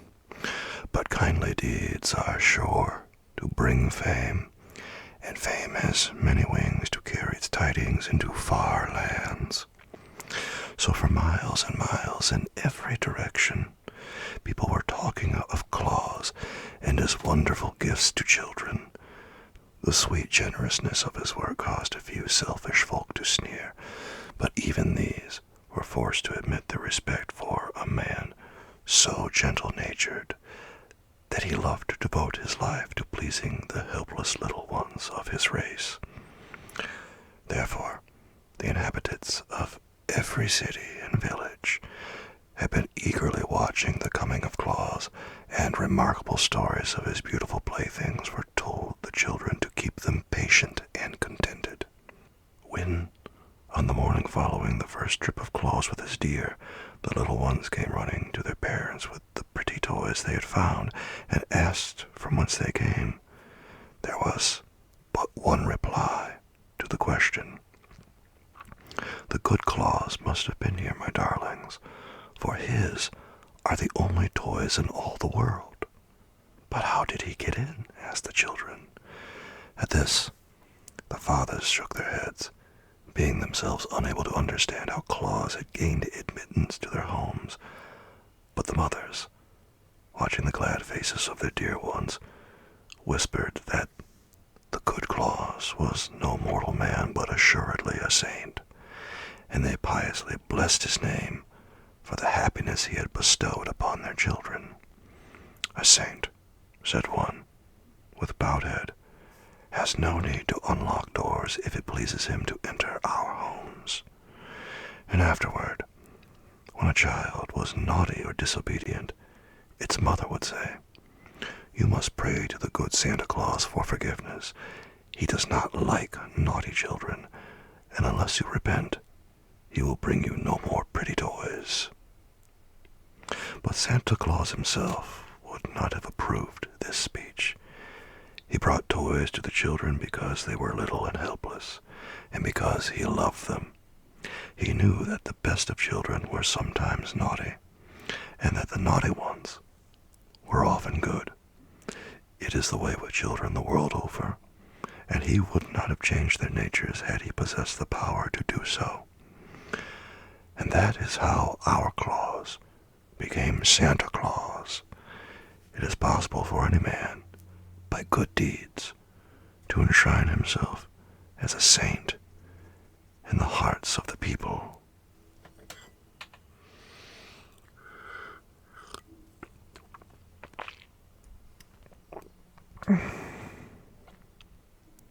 Chapter 10, Christmas Eve, the day that broke as Claus returned from his night ride with Glossie and Flossie, brought to him a new trouble. Will Nook, the chief guardian of the deer, came to him, surly and ill-tempered, to complain that he had kept Glossie and Flossie beyond daybreak, in opposition to his orders. Yet, it could not have been very long after daybreak, said Claus. It was 1 minute after, answered Will Nook, and that is as bad as 1 hour. I shall set the stinging gnats on Glossie and Flossie, and they will thus suffer terribly for their disobedience. Don't do that, begged Claus. It was my fault. But Will Nook would listen to no excuses, and went away grumbling and growling in his ill-natured way. For this reason Claus entered the forest to consult Nisiel about rescuing the good deer from punishment. To his delight he found his old friend, the master woodsman, seated in the circle of nymphs. Ock listened to the story of the night journey to the children, and of the great assistance the deer had been to Claus by drawing his sledge over the frozen snow. "I do not wish my friends to be punished if I can save them," said the toy maker, when he had finished the relation. "They were only 1 minute late, and they ran swifter than a bird flies to get home before daybreak." Ock stroked his beard thoughtfully a moment, and then sent for the Prince of the Nooks, who rules all his people in Bursey, and also for the Queen of the Fairies and the Prince of the Ryls. When all had assembled, Claus told his story again at Ock's command, and then the master addressed the Prince of the Nooks, saying, "The good work that Claus is doing among mankind deserves the support of every honest immortal. Already he is called a saint in some of the towns, and before long the name of Santa Claus will be lovingly known in every home that is blessed with children. Moreover, he is a son of our forest, so we owe him our encouragement. You, ruler of the Nooks, have known him these many years. Am I not right in saying he deserves our friendship?" The prince, crooked and sour of visage, as all Nooks are, looked only upon the dead leaves at his feet, and muttered, "You are the master woodsman of the world." Ock smiled, but continued in soft tones, "It seems that the deer which are guarded by your people can be of great assistance to Claus, and as they seem willing to draw his sledge, I beg that you will permit him to use their services whenever he pleases." The prince did not reply, but tapped the curled point of his sandal with the tip of his spear, as if in thought. Then the fairy queen spoke to him in this way, "If you consent to Ock's request, I will see that no harm comes to your deer while they are away from the forest." And the Prince of the Ryls added, "For my part, I will allow to every deer that assists Claus the privilege of eating my casa plants, which give strength, and my grawl plants, which give fleetness of foot, and my marbon plants, which give long life." And the Queen of the Nymphs said, "The deer which draw the sledge of Claus will be permitted to bathe in the forest pool of Nares, which will give them sleek coats and wonderful beauty." The Prince of the Nook, hearing these promises, shifted uneasily on his seat, for in his heart he hated to refuse a request of his fellow immortals, although they were asking an unusual favor at his hands, and the Nooks are unaccustomed to granting favors of any kind. Finally, he turned to his servants and said, "Call Will Nook." When surly Will came and heard the demands of the immortals, he protested loudly against granting them. "Deer are deer," said he, "and nothing but deer.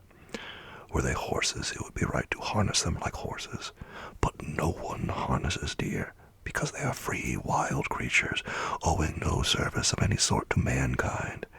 It would degrade my deer to labor for Claus, who is only a man in spite of the friendship lavished on him by the immortals."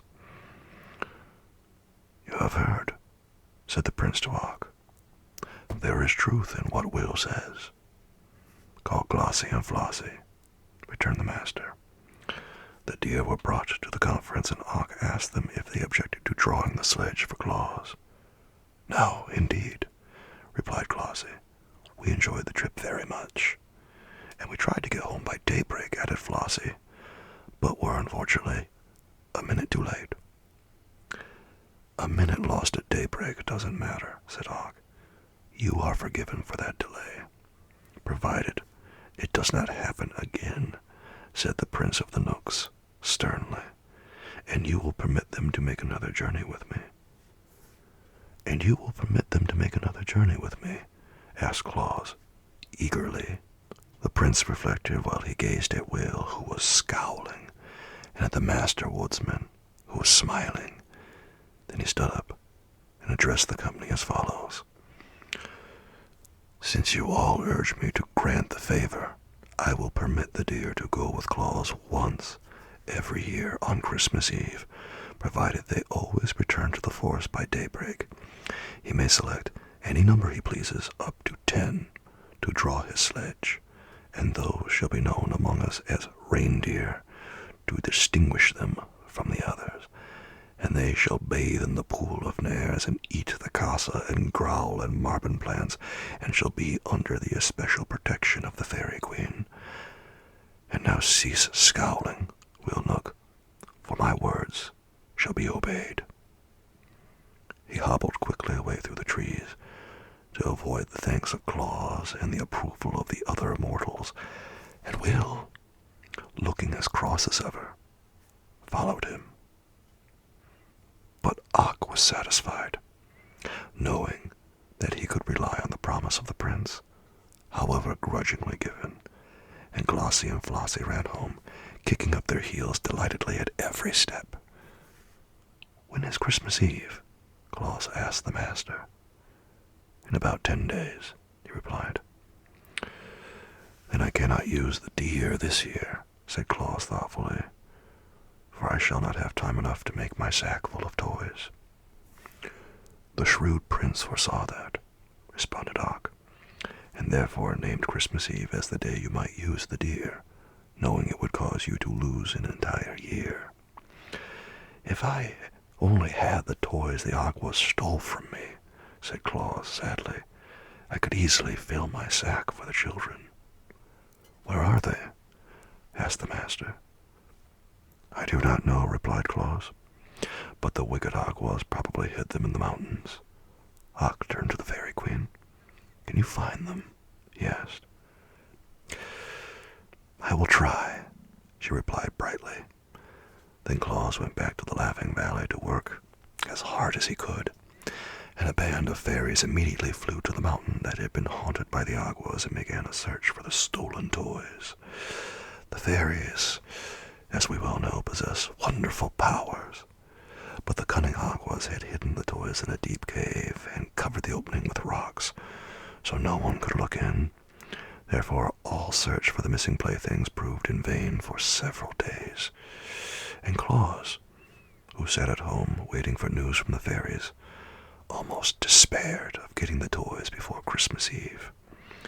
He worked hard, every moment, but it took considerable time to carve out and to shape each toy and to paint it properly, so that on the morning before Christmas Eve only half of one small shelf above the window was filled with playthings ready for the children. But on this morning the fairies, who were searching the mountains, had a new thought. They joined hands and moved in a straight line through the rocks that formed the mountain, beginning at the topmost peak and working downward, so that no spot could be missed by their bright eyes. And at last they discovered the cave where the toys had been heaped up by the wicked Aquas. It did not take them long to burst open the mouth of the cave, and then each one seized as many toys as he could carry, and they all flew to Claus and laid the treasure before him. The good man was rejoiced to receive, just in the nick of time, such a store of playthings with which to load his sledge, and he sent word to Glossie and Flossie to be ready for the journey at nightfall. With all his other labors, he had managed to find time since the last trip to repair the harness and to strengthen the sledge, so that when the deer came to him at twilight, he had no difficulty in harnessing them. "We must go in another direction tonight," he told them, "where we shall find children I have never yet visited, and we must travel fast and work quickly, for my sack is full of toys and running over the brim." So just as the moon arose, they dashed out of the Laughing Valley and across the plain and over the hills to the south. The air was sharp and frosty, and the starlight touched the snowflakes and made them glitter like countless diamonds.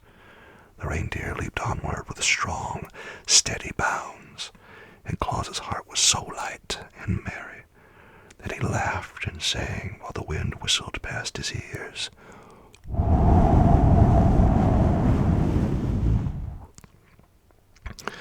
With a ho, ho, ho, and a ha, ha, ha, and a ho, ho, ha, ha, he. Now away we go over the frozen snow, as merry as we can be. Jack Frost heard him, and came racing up with his nippers, but when he saw it was Claus, he laughed and turned away again. The mother owls heard him as he passed near a wood and stuck their heads out of the hollow places in the tree trunks, but when they saw who it was, they whispered to the owlets nestling near them that it was only Santa Claus carrying toys to the children.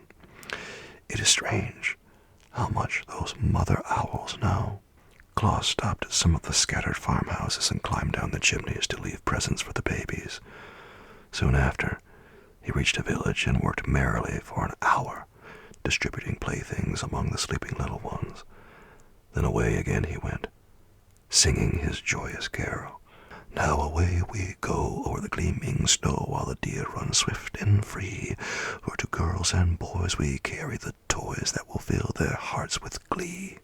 The deer liked the sound of his deep bass voice and kept time to the song with their hoofbeats on the hard snow.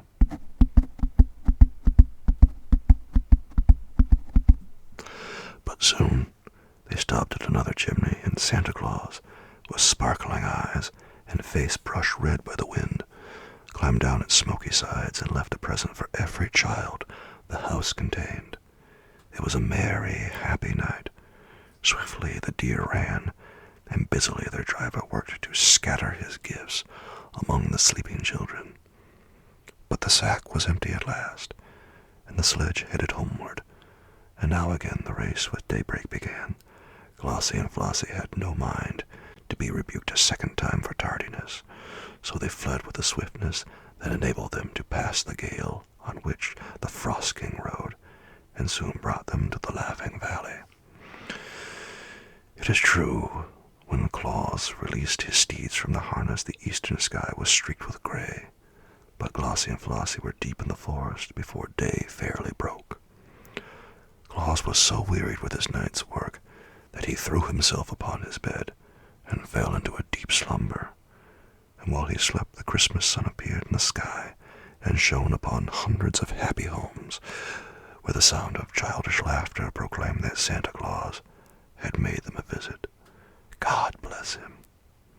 It was his first Christmas Eve, and for hundreds of years since then, he has nobly fulfilled his mission to bring happiness to the hearts of little children.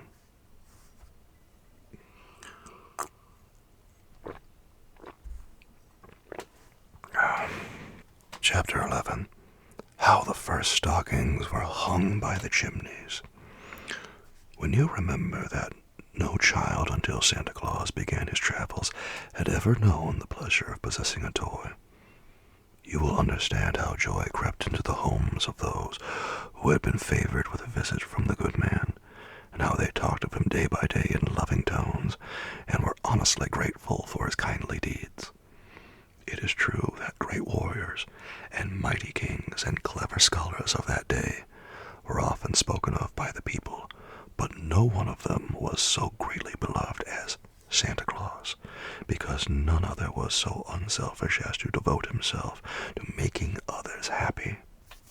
For a generous deed lives longer than a great battle or a king's decree or a scholar's essay, because it spreads and leaves its mark on all nature and endures through many generations.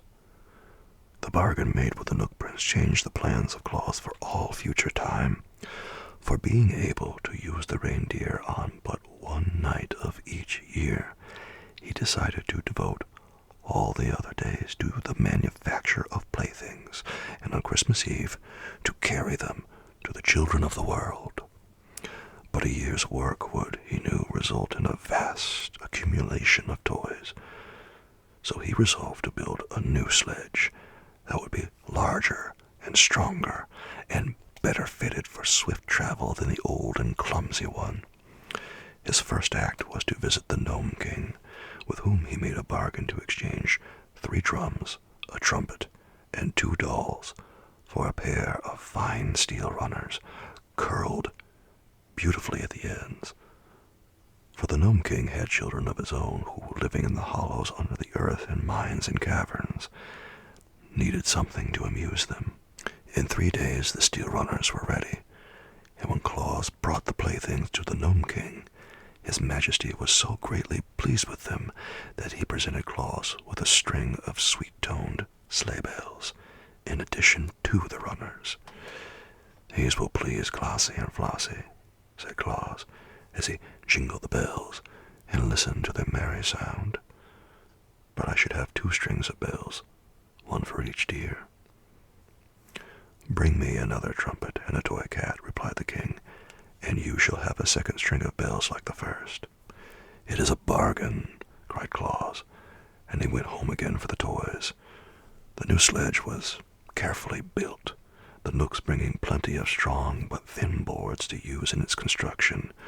Claus made a high rounding dashboard to keep off the snow cast behind by the fleet hooves of the deer, and he made high sides to the platform so that many toys could be carried, and finally he mounted the sledge upon the slender steel runners made by the Gnome King. It was certainly a handsome sledge, and big and roomy. Claus painted it in bright colors, although no one was likely to see it during his midnight journeys. And when all was finished, he sent for Glossie and Flossie to come and look at it. The deer admired the sledge, but gravely declared it was too big and heavy for them to draw.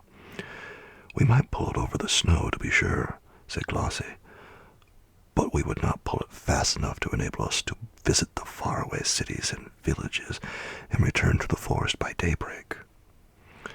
"Then I must add 2 more deer to my team," declared Claus, after a moment's thought. "The Nook Prince allowed you as many as 10. "Why not use them all?" asked Flossie. "Then we could speed like lightning and leap to the highest roofs with ease." "A team of 10 reindeer," cried Claus delightedly. "That will be splendid. Please return to the forest at once and select 8 other deer as like yourselves as possible, and you must all eat of the casa plant to become strong, and of the grau plant to become fleet of foot, and of the marbon plant, that you may live long to accompany me on my journeys. Likewise, it will be well for you to bathe in the pool of Nares, which the lovely Queen Zerline declares will render you rarely beautiful. Should you perform these duties faithfully, there is no doubt that on next Christmas Eve, my 10 reindeer will be the most powerful and beautiful steeds the world has ever seen. So Glossie and Flossie went to the forest to choose their mates, and Claus began to consider the question of a harness for them all. In the end, he called upon Peter Nook for assistance, for Peter's heart is as kind as his body is crooked, and he is remarkably shrewd as well. And Peter agreed to furnish strips of tough leather for the harness. This leather was cut from the skins of lions that had reached such an advanced age that they died naturally, and on one side was tawny hair, while the other side was cured to the softness of velvet by the deft Nooks. When Claus received these strips of leather, he sewed them neatly into a harness for the 10 reindeer, and it proved strong and serviceable and lasted him for many years. The harness and sledge were prepared at odd times, for Claus devoted most of his days to the making of toys. These were now much better than the first ones had been, for the immortals often came to his house to watch him work and to offer suggestions. It was Nasile's idea to make some of the dolls say Papa and Mama. It was a thought of the Nooks to put a squeak inside the lambs, so that when a child squeezed them, they would say, Bah! And the Fairy Queen advised Claus to put whistles in the birds, so they could be made to sing, and wheels on the horses, so children could draw them around. Many animals perished in the forest, from one cause or another, and their fur was brought to Claus, that he might cover with it the small images of beasts he made for playthings. A merry Ryle suggested that Claus make a donkey with a nodding head, which he did, and afterward found that it amused the little ones immensely, and so the toys grew in beauty and attractiveness every day, until they were the wonder of even the immortals. When another Christmas Eve drew near, there was a monster load of beautiful gifts for the children ready to be loaded upon the big sledge. Claus filled 3 sacks to the brim and tucked every corner of the sledge box full of toys besides. Then at twilight, the 10 reindeer appeared, and Flossie introduced them all to Claus. They were racer and pacer, reckless and speckless, fearless and peerless, and ready and steady, who, with Glossie and Flossie, made up the 10 who have traversed the world these hundreds of years with their generous master. They were all exceedingly beautiful, with slender limbs, spreading antlers, velvety dark eyes, and smooth coats of fawn color spotted with white. Claus loved them at once, and has loved them ever since, for they are loyal friends and have rendered him priceless service. The new harness fitted them nicely, and soon they were all fastened to the sledge by 2s, with Glossie and Flossie in the lead. These wore the strings of sleigh bells, and were so delighted with the music they made that they kept prancing up and down to make the bells ring.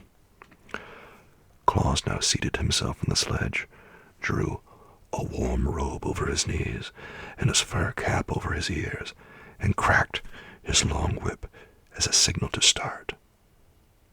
Instantly the 10 leaped forward, and were away like the wind, while Jolly Claus laughed gleefully to see them run, and shouted a song in his big, hearty voice. With a ho, ho, ho, and a ha, ha, ha, and a ho, ho, ha, ha, he, now away we go over the frozen snow, as merry as we can be. There are many joys in our load of toys, as many a child will know.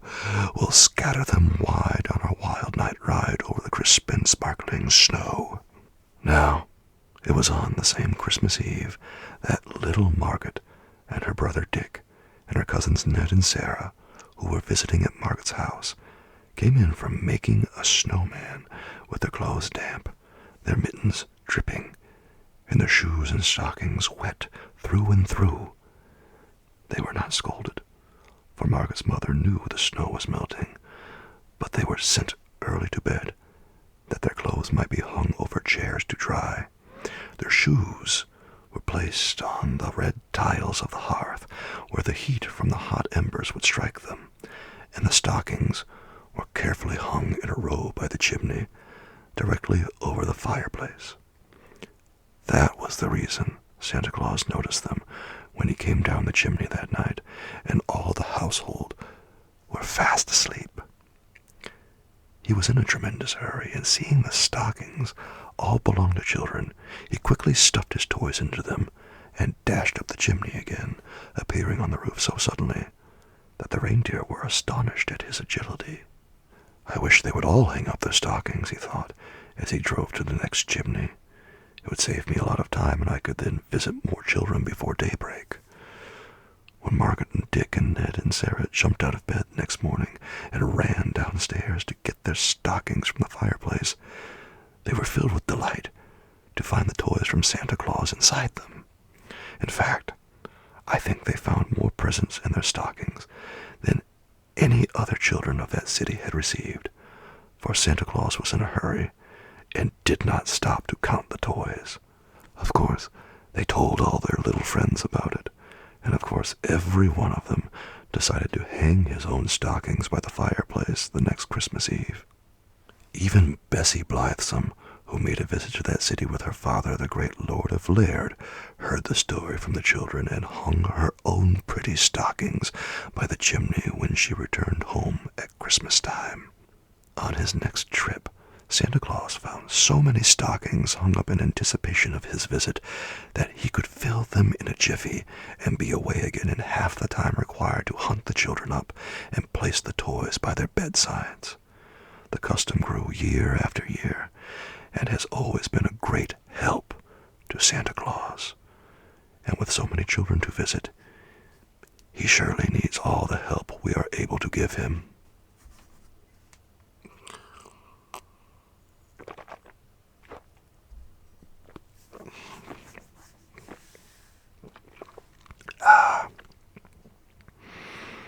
Chapter 12. The First Christmas Tree. Claus had always kept his promise to the Knooks by returning to the Laughing Valley by daybreak. But only the swiftness of his reindeer has enabled him to do this, for he travels over all the world. He loved his work, and he loved the brisk night ride on his sledge and the gay tinkle of the sleigh bells. On that first trip with the 10 reindeer, only Glossie and Flossie wore bells, but each year thereafter for 8 years, Claus carried presents to the children of the Gnome King, and that good-natured monarch gave him, in return, a string of bells at each visit, so that finally every one of the 10 deer was supplied. And you may imagine what a merry tune the bells played as the sledge sped over the snow. The children's stockings were so long that it required a great many toys to fill them, and soon Claus found there were other things besides toys that children love. So he sent some of the fairies, who are always his good friends, into the tropics, from whence they returned with great bags full of oranges and bananas, which they had plucked from the trees, and other fairies flew to the wonderful valley of Funnyland, where delicious candies and bonbons grow thickly on the bushes, and returned laden with many boxes of sweetmeats for the little ones. These things Santa Claus on each Christmas Eve placed in the long stockings, together with his toys, and the children were glad to get them, you may be sure. There were also warm countries where there is no snow in winter, but Claus and his reindeer visited them as well as the colder climes, for there were little wheels inside the runners of his sledge which permitted it to run as smoothly over bare ground as on the snow, and the children who lived in the warm countries learned to know the name of Santa Claus, as well as those who lived nearer to the Laughing Valley. Once, just as the reindeer were ready to start on their yearly trip, a fairy came to Claus and told him of 3 little children who lived beneath a rude tent of skins on a broad plain where there were no trees whatever. These poor babies were miserable and unhappy, for their parents were ignorant people who neglected them sadly. Claus resolved to visit these children before he returned home, and during his ride he picked up the bushy top of a pine tree which the wind had broken off and placed it in his sledge. It was nearly morning when the deer stopped before the lonely tent of skins where the poor children lay asleep. Claus at once planted the bit of pine tree in the sand and stuck many candies on the branches. Then he hung some of his prettiest toys on the tree, as well as several bags of candies. It did not take long to do all this, for Santa Claus works quickly, and when all was ready, he lighted the candles, and thrusting his head into the opening of the tent, he shouted, "Merry Christmas, little ones!" With that, he leaped into his sledge, and was out of sight before the children, rubbing the sleep from their eyes, could come out to see who had called them.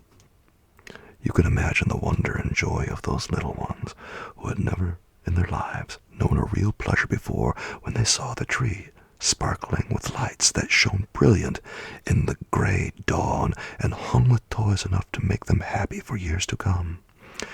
They joined hands and danced around the tree, shouting and laughing, until they were obliged to pause for breath, and their parents also came out to look and wonder, and thereafter had more respect and consideration for their children, since Santa Claus had honored them with such beautiful gifts. The idea of the Christmas tree pleased Claus, and so the following year he carried many of them in his sledge and set them up in the homes of poor people who seldom saw trees, and placed candles and toys on the branches. Of course, he could not carry enough trees in one load of all who wanted them, but in some homes the fathers were able to get trees and have them all ready for Santa Claus when he arrived. And these the good Claus always decorated as prettily as possible and hung with toys enough for all the children who came to see the tree lighted.